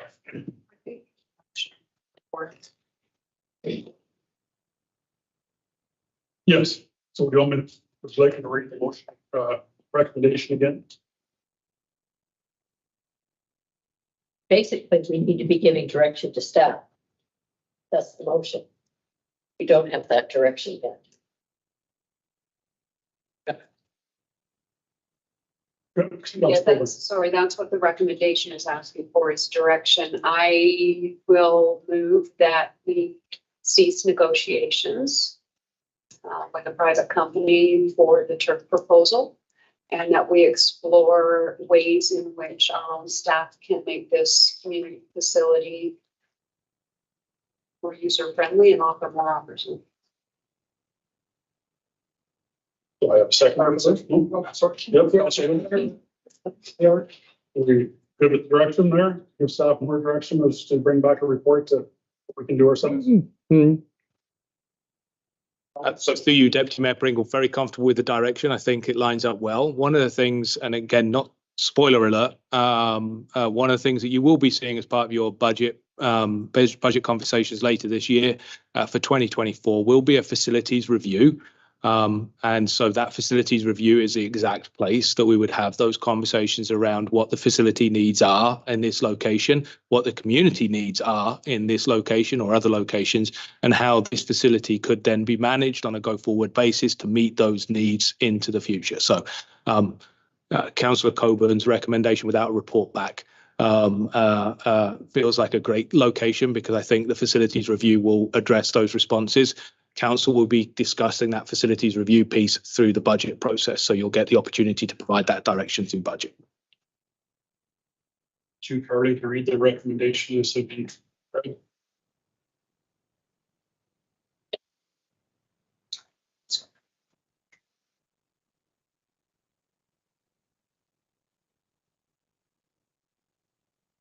Okay, so this, for clarity, would be an amendment to the motion that's on the floor. So that staff be directed to inform the proponent that council is uninterested in exploring an agreement for use, and that a staff report and formal proposal for further consideration of council is not supported at this time, and that staff be directed to bring back a report on all opportunities for use of the Derby Community Center.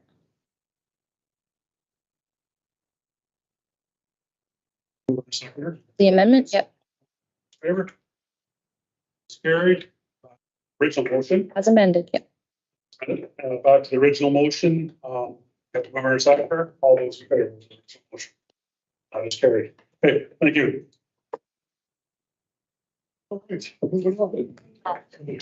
Now we have some more Derby. We got a kill site. All right, 9.2 development infrastructure, 9.2.1 DEV 2023.25 Hollow Beach Phase 3 pre-service agreement.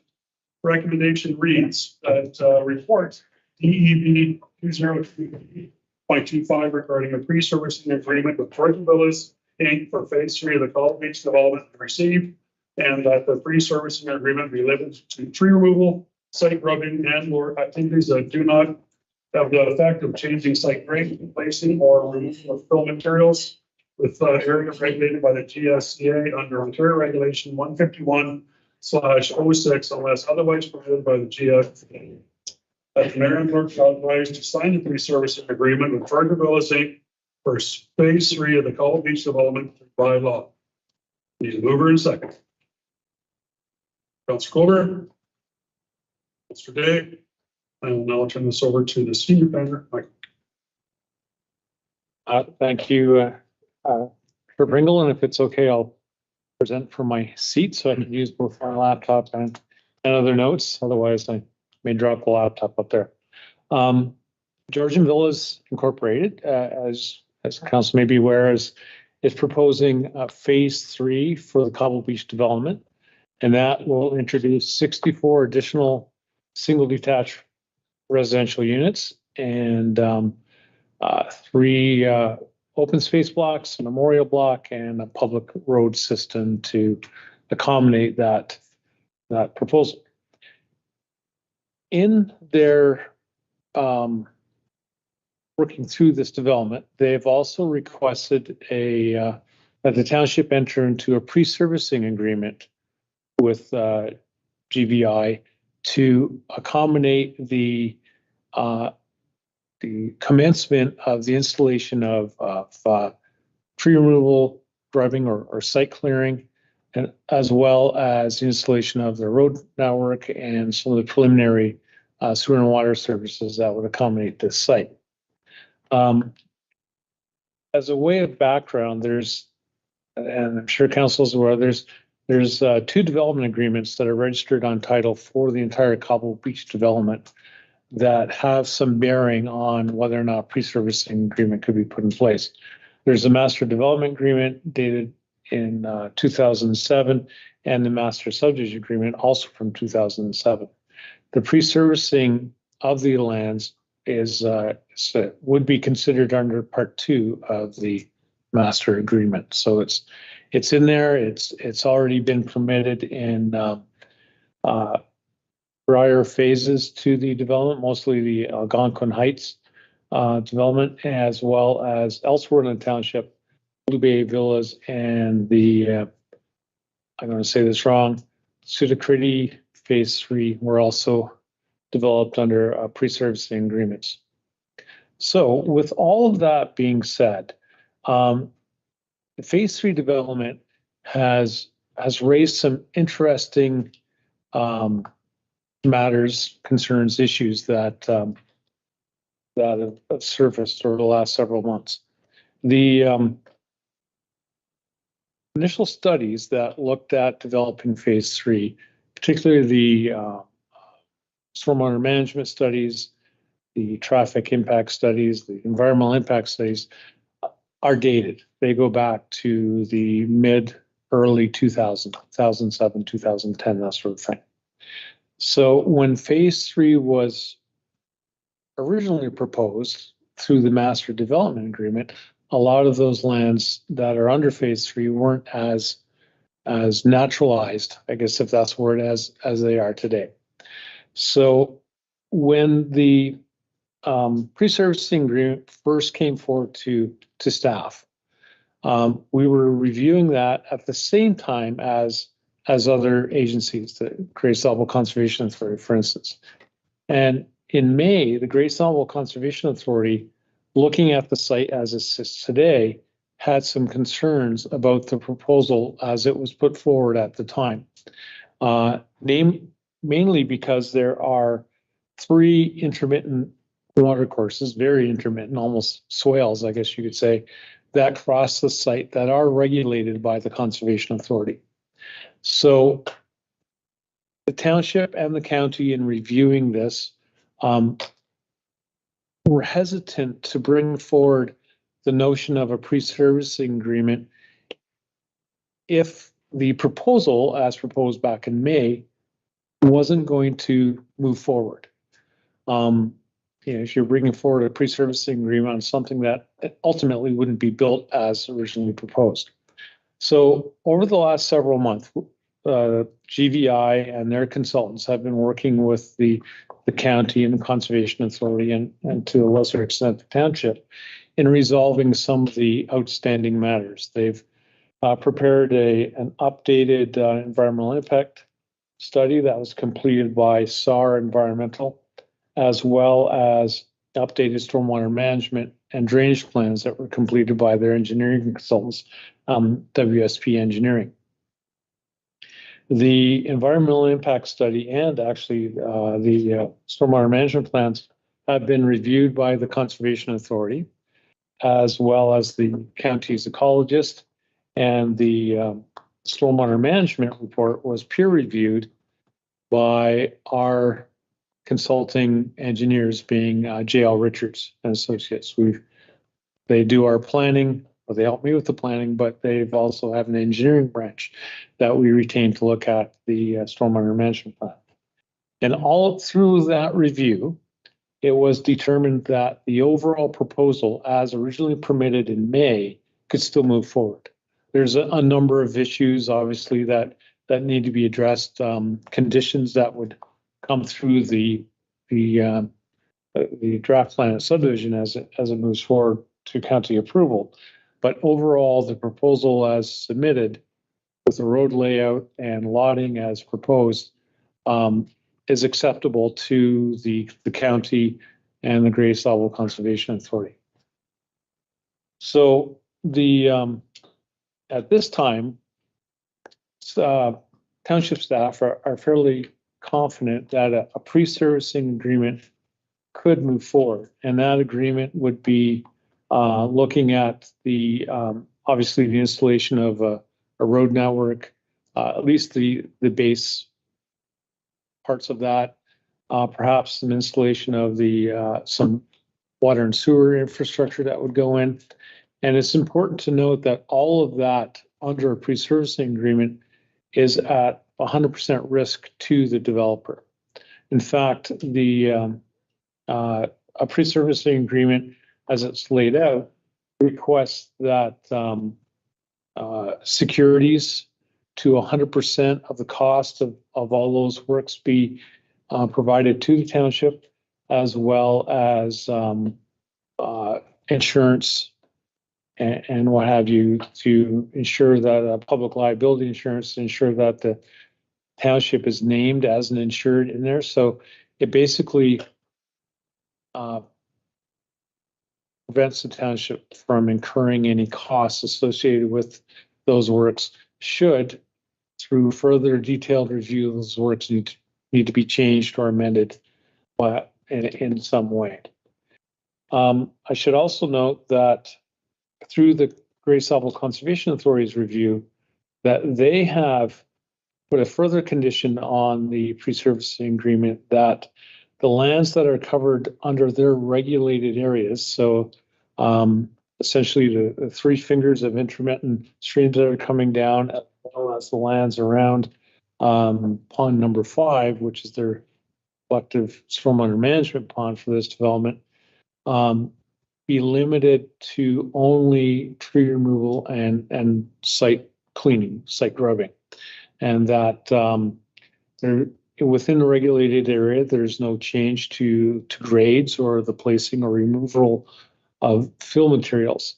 And that is because the Conservation Authority has obviously that regulation, so permits would be required under them.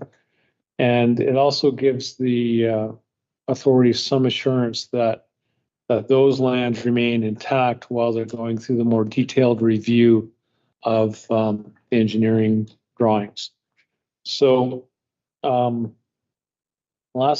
two more things I want to note. And one is that this pre-servicing agreement is coming forward at this time so the essentially the development can take advantage of the fall and winter seasons when you don't run into breeding bird activities or other environmental concerns and or natural heritage concerns, I should say, as well as from the, I suppose, the developer's perspective, they're able to take advantage of less competition for contractors during the winter months and perhaps some lower costs.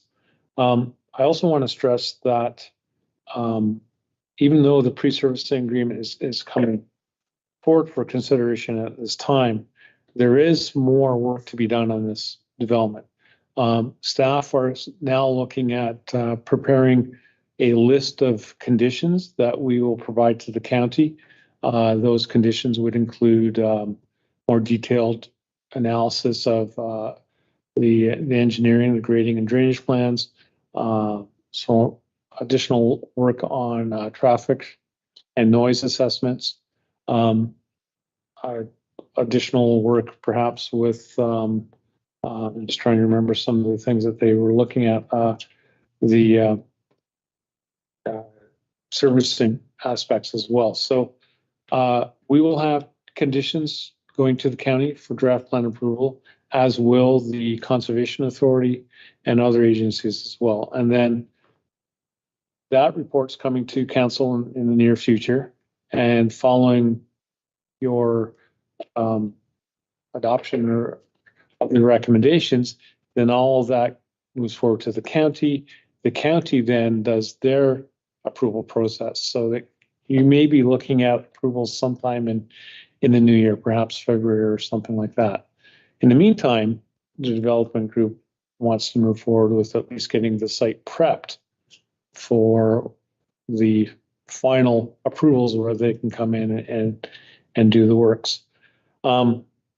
Lastly, I wanted to note that throughout the last several months where this development has really started to get some legs, there's been a lot of concerns by the local area residents, mostly the residents from the Cobble Beach development themselves.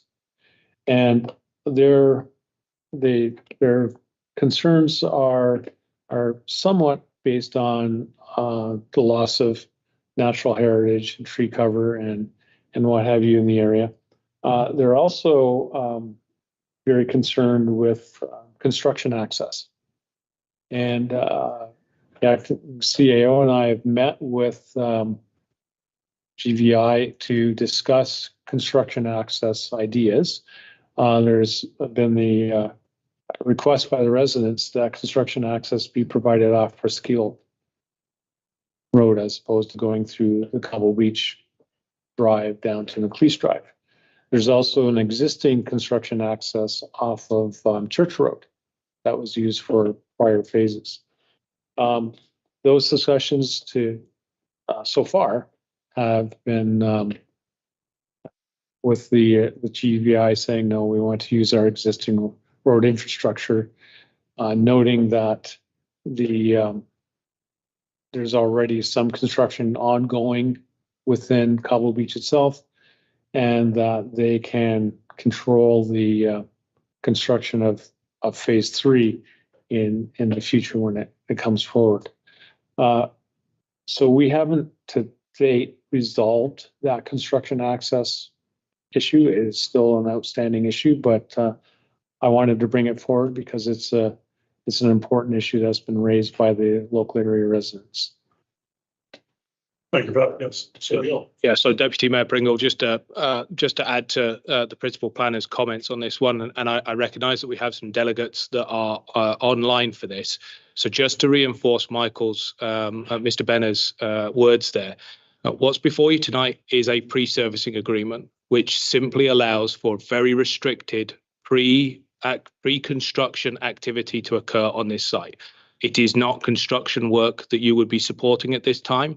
And approving a pre-servicing agreement at this point in time does not tie your hands in any way, shape or form to the conditions that you may or may not ask staff to pass on to the committee for the approval of the subdivision plan. So for clarity, at the beginning of summer, we had a packed council chamber when we had the public information session for the plan of subdivision. This is not the plan of subdivision coming back before council. We anticipate the plan of subdivision to come back with the conditions that Mr. Benner has just outlined, and ones that we are still working on, is yet to come back to council chambers and will come back probably through the course of November. That's what we're anticipating.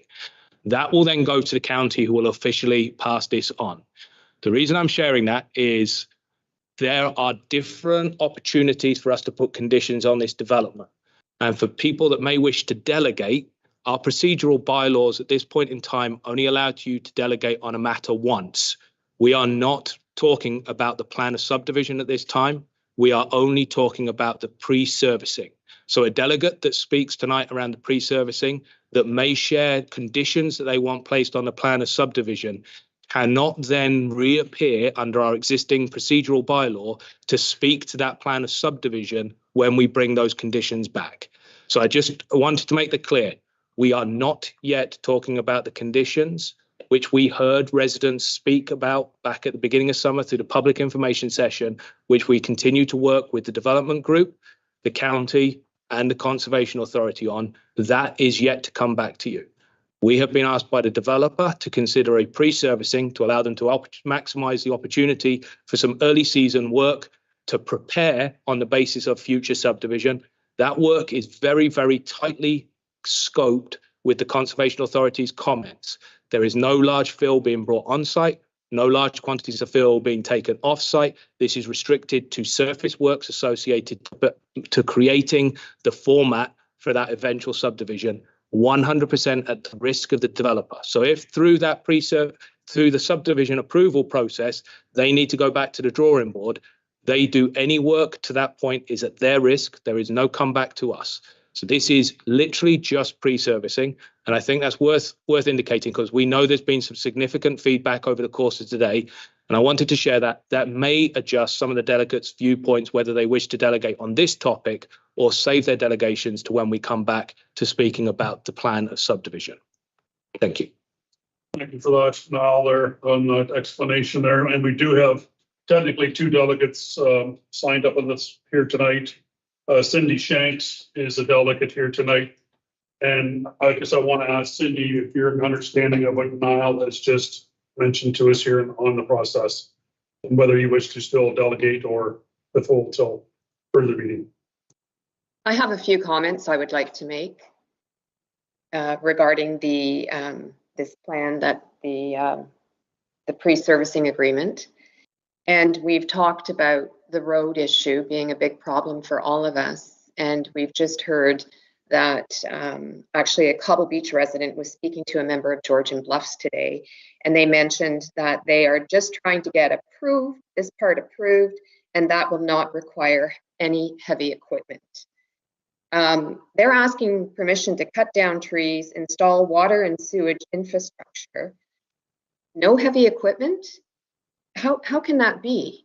So to do all of that, that's a lot of trucks and a lot of construction vehicles in and out of Cobble Beach. And that is our biggest concern, is the safety of the residents at Cobble Beach.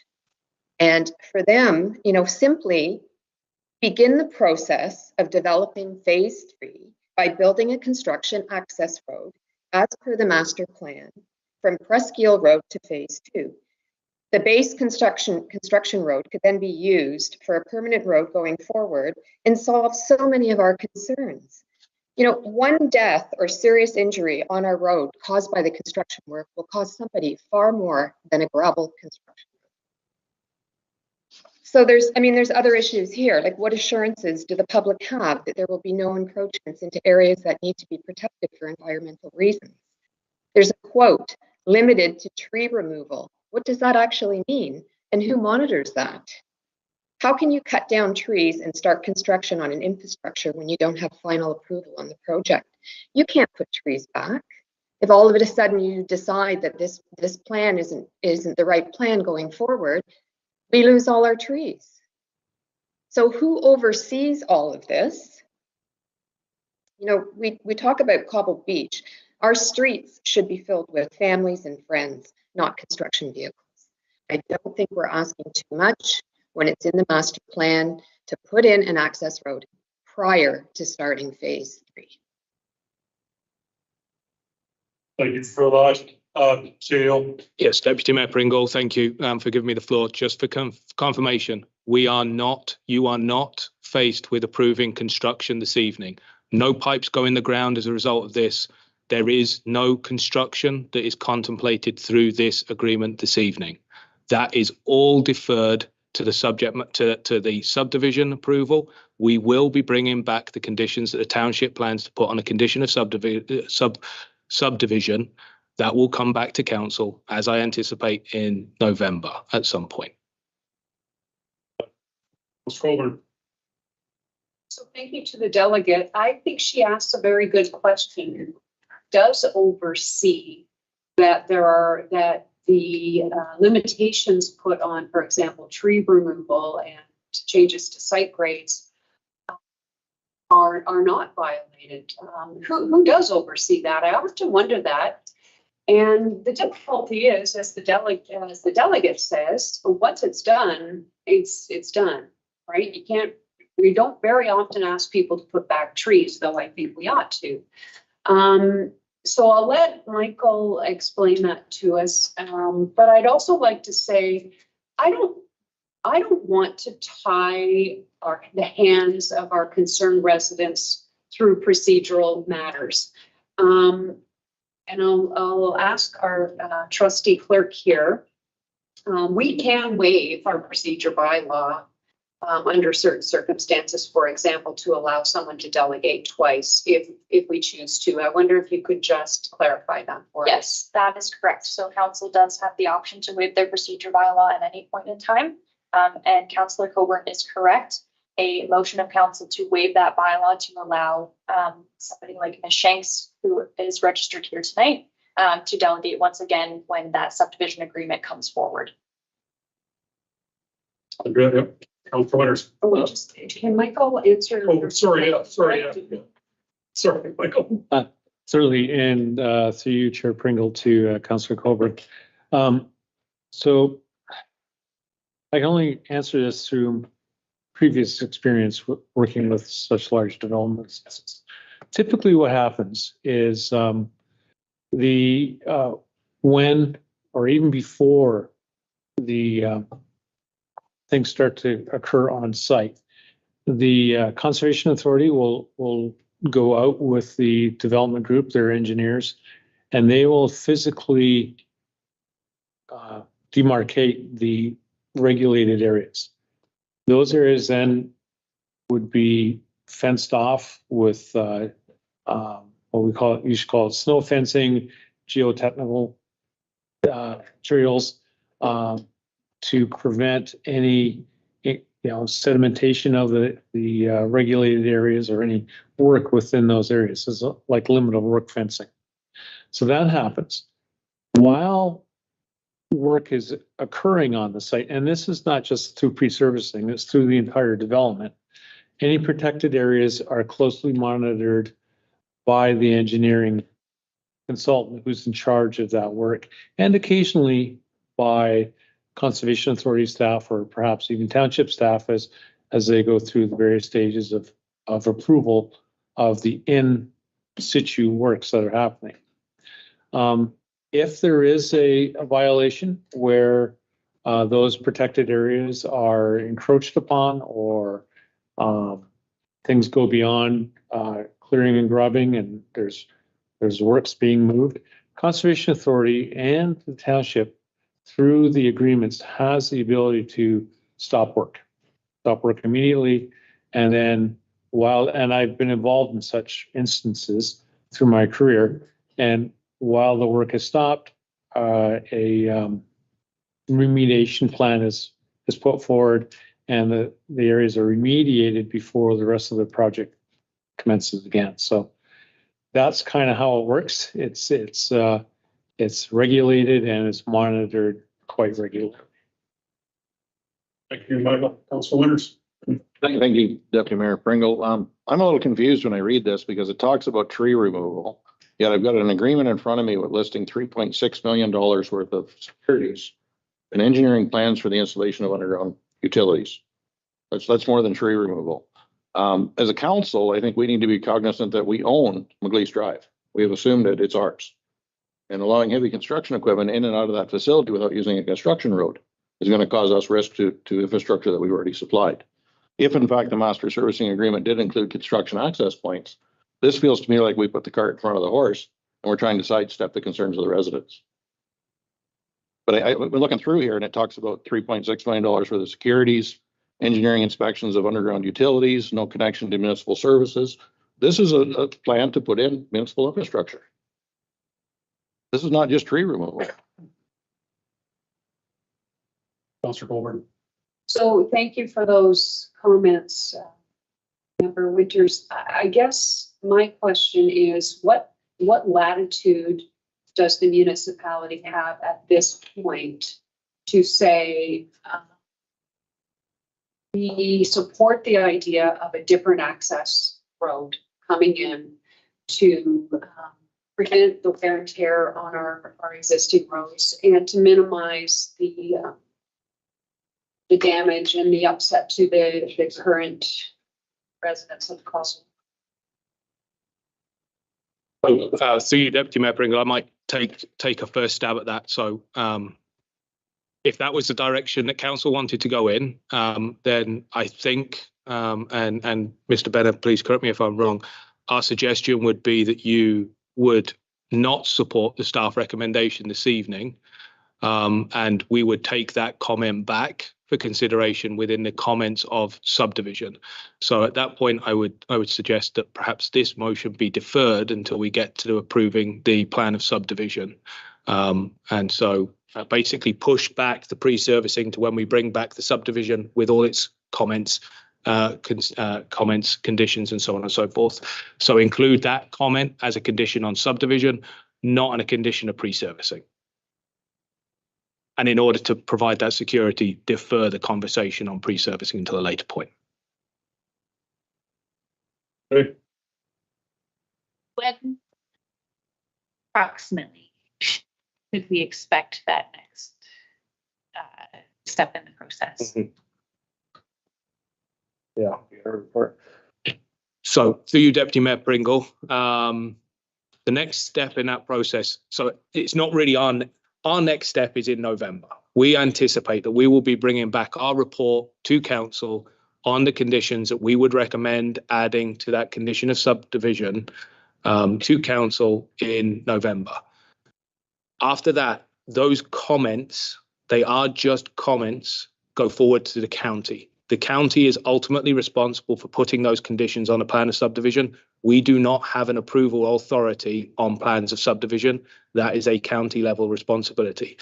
The county can take our comments, and generally speaking, the county does take our comments and simply copy and paste them.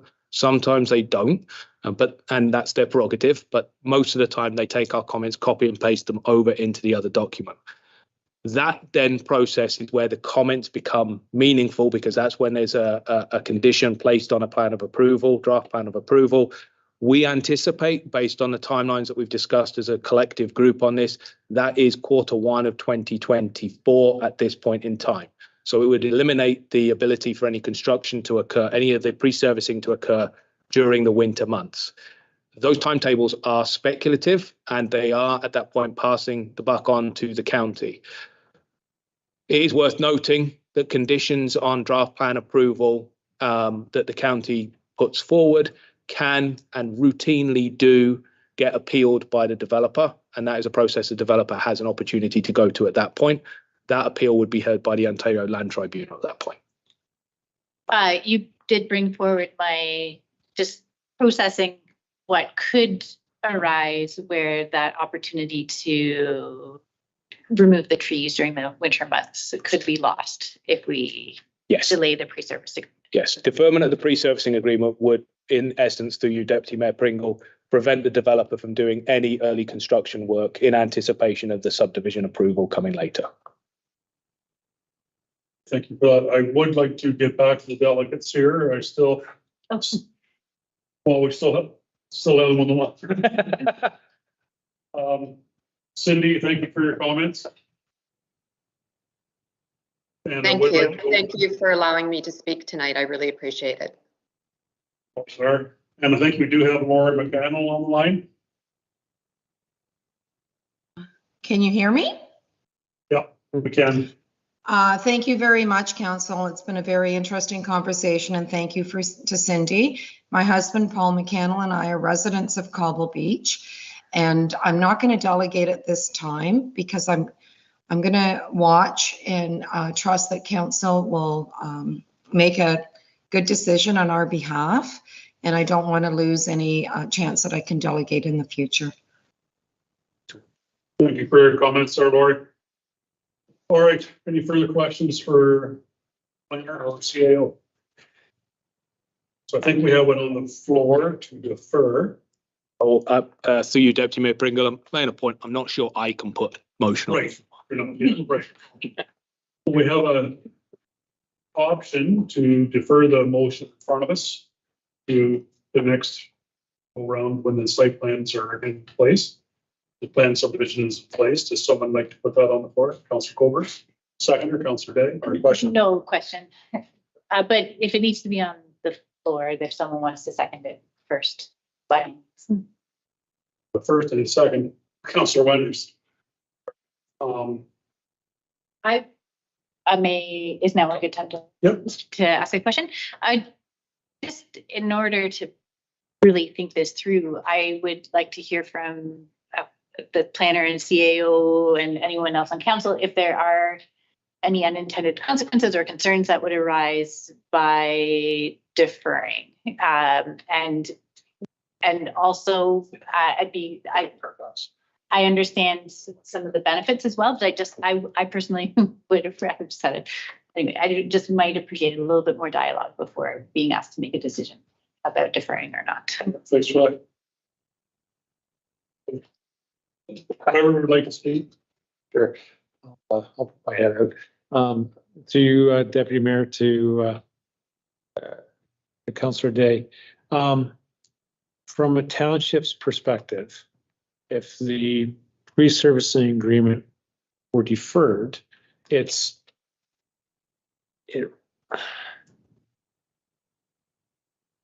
really not from our perspective, because the pre-servicing agreement, in a sense, keeping Councillor Winter's comments in mind, in terms of the works internal to the site, pre-servicing agreement does not impact the township financially.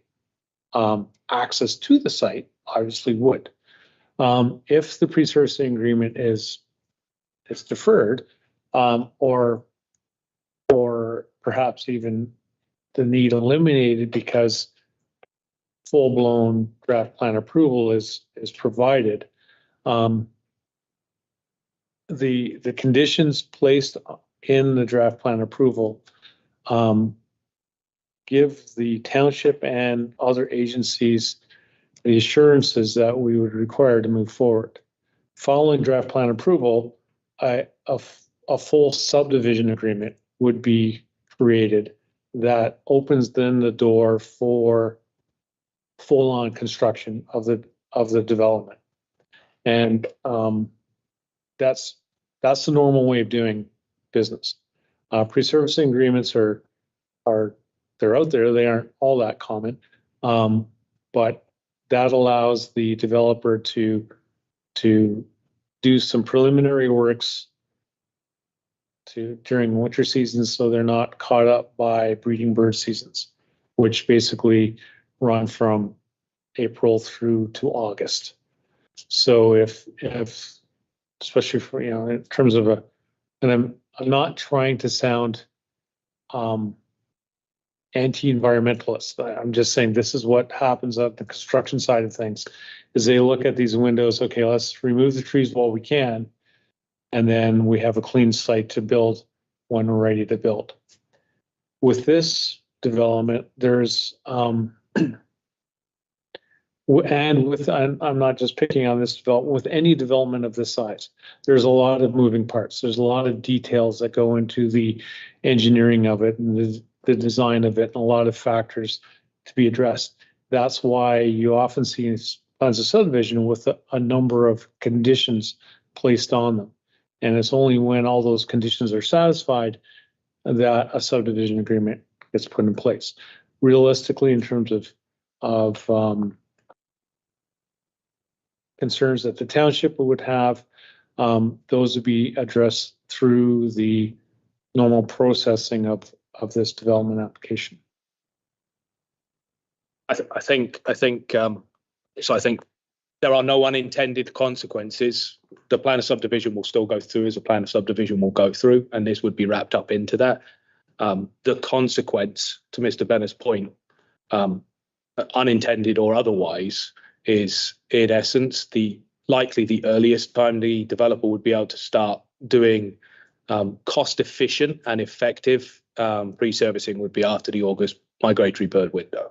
So it's pushing back the development starting by 12 months or thereabouts. There are ways the developer can work around that. They become a little bit more cost expensive, because rather than just assuming there's no birds in a tree, they would have to undertake a tree by tree inspection. So they can move quicker than that. It just adds some cost to them.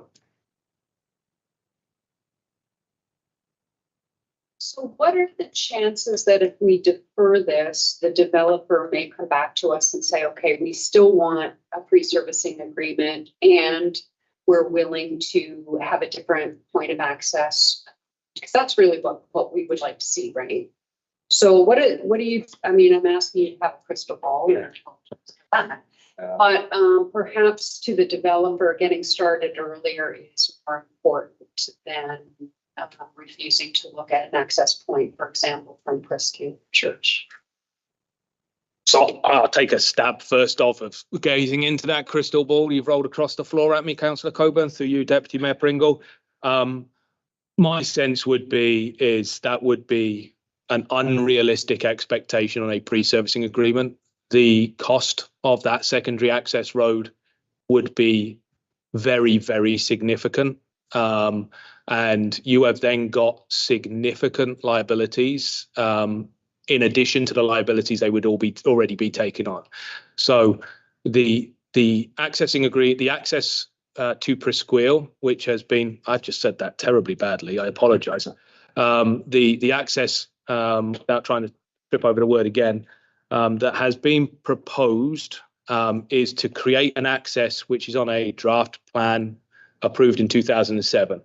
No work has been done in updating that plan. There is no confirmation that that road layout would exist in that direction or anything else like those, like it was on that plan. It could change from that 2007 approval, and the developer would be taking on a risk of presupposing where future development will occur as the basis of that, or they would be seeing that as a completely throwaway cost. In either of those two cases, based on the conversations that we have had, I do not believe the developer would be willing to go forward with a pre-servicing agreement contingent on that access.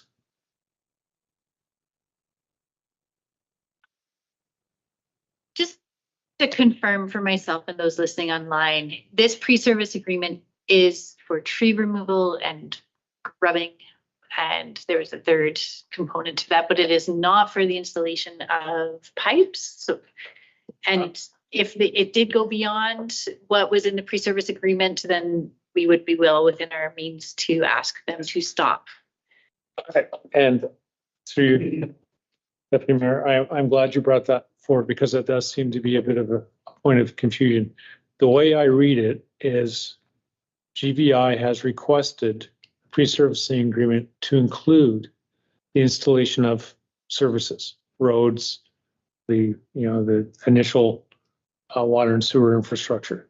The Conservation Authority has said, okay, but within our regulated areas, it's limited to tree removal and grubbing. So outside of those fingers of regulated area that pass through the site, the rest of that, the way I understand it, the rest of that pre-servicing is permitted because their Conservation Authority's condition is, if I read it from the Conservation Authority's letter, it says, the Grace Level Conservation Authority has no objection to a pre-servicing agreement with the Township of Georgian Bluffs, provided the following. The scope of work is limited to tree removal, site grubbing, and/or activities that do not have the effect of changing site grades, placing and/or removing fill material within the area regulated by the Conservation Authority. So the areas outside of the Conservation Authority would still be subject to tree removal, grubbing, earth and fill materials moving about, and the installation of services. Installation of sorry, if I may ask, the installation of surfaces? Services, roads, So sewer and water infrastructure. there would be the sewer pipes of the. That's right. Yep. So through you, Deputy Mayor Pringle. So once again, I will refer to the picture because of where they're not allowed to work and because of where the regulated areas are. It's somewhat inconceivable. They're not going to put a section of disconnected sewer pipe in the ground. So the reality of the condition laid out in the Conservation Authority is there won't be pipe put in the ground because you're not putting individual little sections of pipe in and then eventually connecting them. They would want to have full subdivision approval before they would be putting the pipe in the ground. So yes, theoretically, they could put those little sections in. Realistically, they probably aren't. Okay, thank you. That was a helpful point of clarification for me. Further questions? Well, you answered a couple of questions there for me too. Yeah, they're not going to go in and put in pockets of pipe, so can't imagine they do that. But if we do decide to turn this agreement or this recommendation down today, we're probably going to delay this project by probably 9 months to a year. But to me, is what really needs to be considered.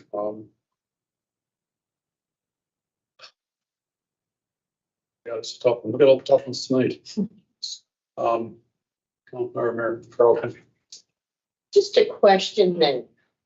Normally, all of this goes through plan of subdivision with the county.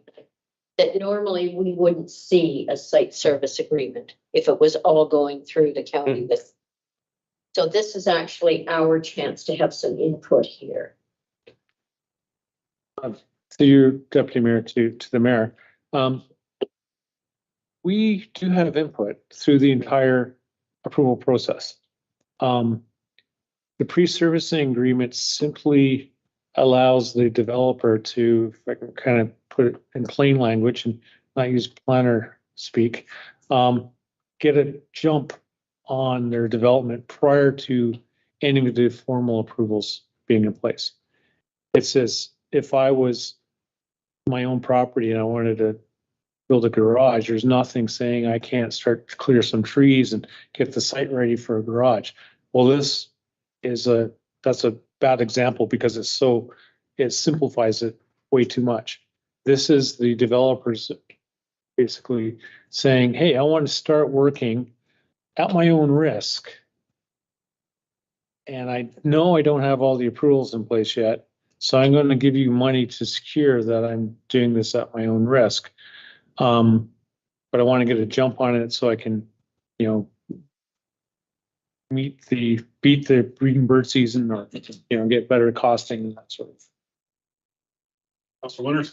If I may, just a point of clarification.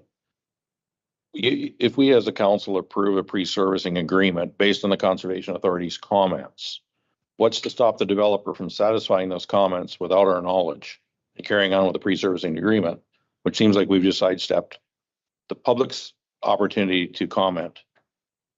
I'm concerned. So through you, Deputy Mayor Pringle, my understanding is that's possible. I'm not sure if the Conservation Authority would entertain it on a site like this, but it is possible that if we were to approve a site's a pre-servicing agreement, the developer would then be able to seek permits from the Conservation Authority for the individual pieces of work that would be required within the regulated areas to connect that system. Having been part of conversations with the developer, I don't believe that GVI are interested in pursuing yet more permits to do work which has largely already been approved back in the 2007 draft master plan. So I don't believe that they would go to that extent, but it is possible. Further comments? Councilor Coburn. I feel like I've, in a way, come full circle here. So help me understand, if my fellow council members, if we were to defer this, or to not approve the pre-servicing agreement at this time, it is in the hopes of achieving that. What? Access, construction access. Construction access now, but if they're going to get it down the road anyway, and if they're not amenable to changing the access road now, they're not, and I'm hearing they're not likely going to be in the future, then what is, help me understand then, what is the benefit of deferring? Because I think I've lost sight of that now. Councilor Winters.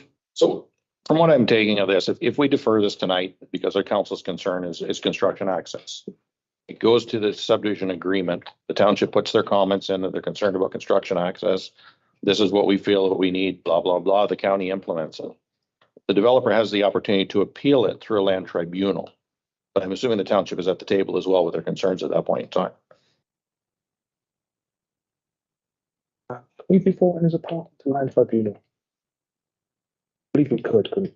They could, but not the vote. Yes. So Yeah.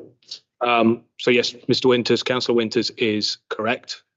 At land tribunal, we could be brought to the table because it would be our comment that we would be speaking to. The public would not, well, it is unlikely that the public would be granted leave to participate in a land tribunal. It was also now prohibitively expensive to do so.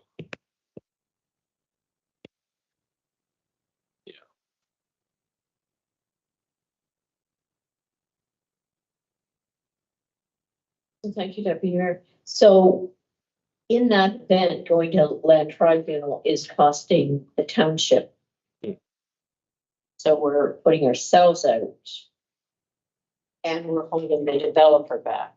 I'm trying to see what the advantage to doing that is. I get the idea of an access road, but I'm afraid we're holding everything up for moving ahead that I think will ultimately move ahead anyway. And we could be putting ourselves at risk for more costs. So if I may, through you, Deputy Mayor Pringle, any planning application that the township has an opportunity to go to a land tribunal hearing. There will be no land tribunal decision made on the basis of a pre-servicing agreement. Nobody would take a pre-servicing agreement to land tribunal. So I believe, regardless of the direction, there is no risk associated to that. Now, you are just pushing the decision down the line, and based on the conversation tonight, the principal concern that members of council seem to be citing at this point is around the access road. The access road is and so if there are concerns around the access road, it is probably worth deferring and making that as a condition on subdivision. That is not an appropriate condition really to be brought in at site plan. And so it would be worth deferring, bringing that back as a subdivision at the subdivision point. Regardless of the deferral, that's the game, that's the planning game, that's the development game. Michael? Thank you, and to you, Deputy Mayor. I was just going to mention two things. One that that access, construction access point, is a condition that's often put in plans of subdivision. Other municipalities in Grey County often will have a construction access that is not down the middle of a development for obvious reasons. Secondly, in terms of the OLT, even the approval, there's the approvals coming to you in November. We get there are both the draft plan conditions for the plan of subdivision, which is county approval, and the zoning amendment that permits this to move forward.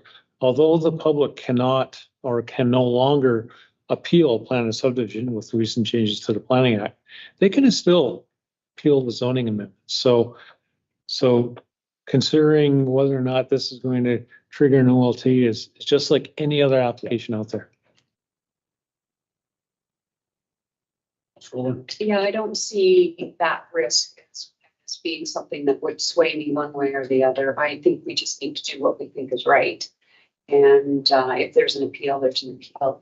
Where I see a deferral as being helpful is giving our residents an opportunity to be more engaged, perhaps in some of this as well, because I think we are hearing that there are issues associated with using the road that is currently being proposed. So I feel like I need more time. I feel like I need more time to consider the public's input. I just don't feel like now is the time to push this. Again, just a further comment about the cost of a tribunal. I mean, if we allow construction access up and down that road in the winter months and the inclement weather, poor drainage weather, we're going to incur costs on a road. There's cost one way or the other. And I don't like the notation here that, we're holding things up. These conversations were the same conversations that were had 6 months ago in council chambers from what I remember. I don't want to look like the one that's holding this up. This is not news to the developer.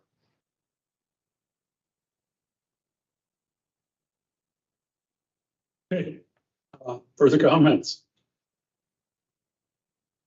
We need somebody to put a motion on the floor then. We already got one on the You have floor. a motion to defer.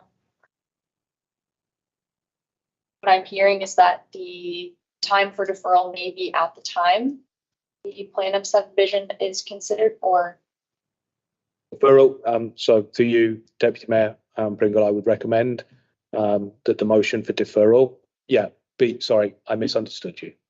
You're right, deferral to, that this be deferred to discussion on comments around the plan subdivision. Sorry. Second. So I'll call the vote. All those in favor of the deferral? In favor? Any opposed? We have enough for approval. So far. Okay. So That would be noted as a vote in the opposite. Yes, I think so. fine. Yeah, so as deferred has been approved. Carried. Good. Job. Yes. All right, on to the next one, 9.2.2, DEV 2023-49, Embry's Bridge Cultural Heritage Evaluation. Recommendation rates of council received staff report DEV 2023-049 entitled Embry Bridge Cultural Heritage Evaluation, and the council approved the draft cultural heritage report, and as such, no further heritage reporting is required. Need a mover and a seconder. Carlton, Councilor Day, discussion. Something. Self-explanatory. No discussion. All right, I'll call the vote. All those in favor? That's carried. All right, 9.3, Office of the CAO, 9.3.1, CAO 2023-12, Housing Task Force recommendations. Recommendation reads the report CA 2023-12 be received for information. Mover and a seconder. Counselor Day, Counselor Colburn. Discussion. Any discussion? No discussion? Call the vote. All those in favor? That's carried. Let's go now. We might be moving too fast now. Do we need, sorry, if I may, do we need to follow through and make a motion or request that we send a letter to the provincial government based on those recommendations? Or is that inferred in the? Yeah, that was part of it. And I just missed it. Your Deputy Mayor Pringle, directions staff was given at the council meeting on the fourth. And this, the CAO is presenting this for your information so that you're aware of which recommendations or priorities had been submitted on behalf of the township. No action is required beyond receipt for information. I let now off there. So the good, so through you, Deputy Mayor Pringle, the reason, normally something like this, we would like to bring it for you for some conversation, everything else like that. We don't have a time window to that. So based on the conversation, feedback provided by council, staff review of the recommendations, unless you felt horribly that this was wrong, the letter got sent tomorrow. Nice. All Thank you for clarifying. right. Do they call the vote? You did. I was too slow. Get my comment and then. Unfinished business, we have nil, new business, nil. Notice of motion. Does any member wish to provide a notice of motion? Seen any? All right. We're going to move into closed session. That the committee of the whole of the township of Georgia Bluffs comes into closed session at 7:25 in the Shelley Meeting Hall with acting CEO, Director of Community and Environmental Services, and acting clerk remaining in the room to discuss 13.1 litigation or potential litigation, including matters before the administrative tribunals, affecting municipality or local board, open meeting exemption E of section 239-2, Municipal Act 2001, ongoing litigation matter. Over in a second. Over, Councilor Day. Discussion. Vote for full session. Security.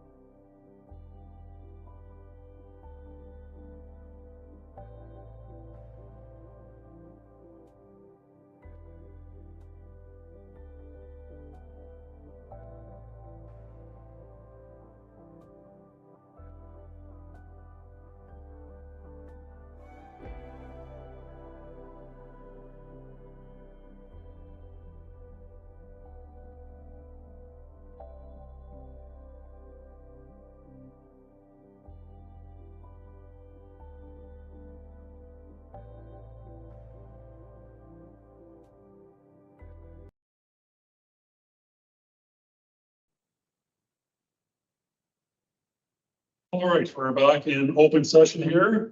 Committee of the whole went into closed session under open meeting exemption E of section 239-2 of the Municipal Act 2001. As a result of the closed session discussion, no action was taken. Date of the next regular meeting, special council CAO recruitment, October 16, 2023 at 1:30 p.m. Council October 18th, 2023 at 5 p.m. If there is no further business, I will now call for an adjournment of this meeting. Need a mover and a second. Royce, Councillor Day, discussion. All those in favor? It's carried. Now adjourned. Thank you.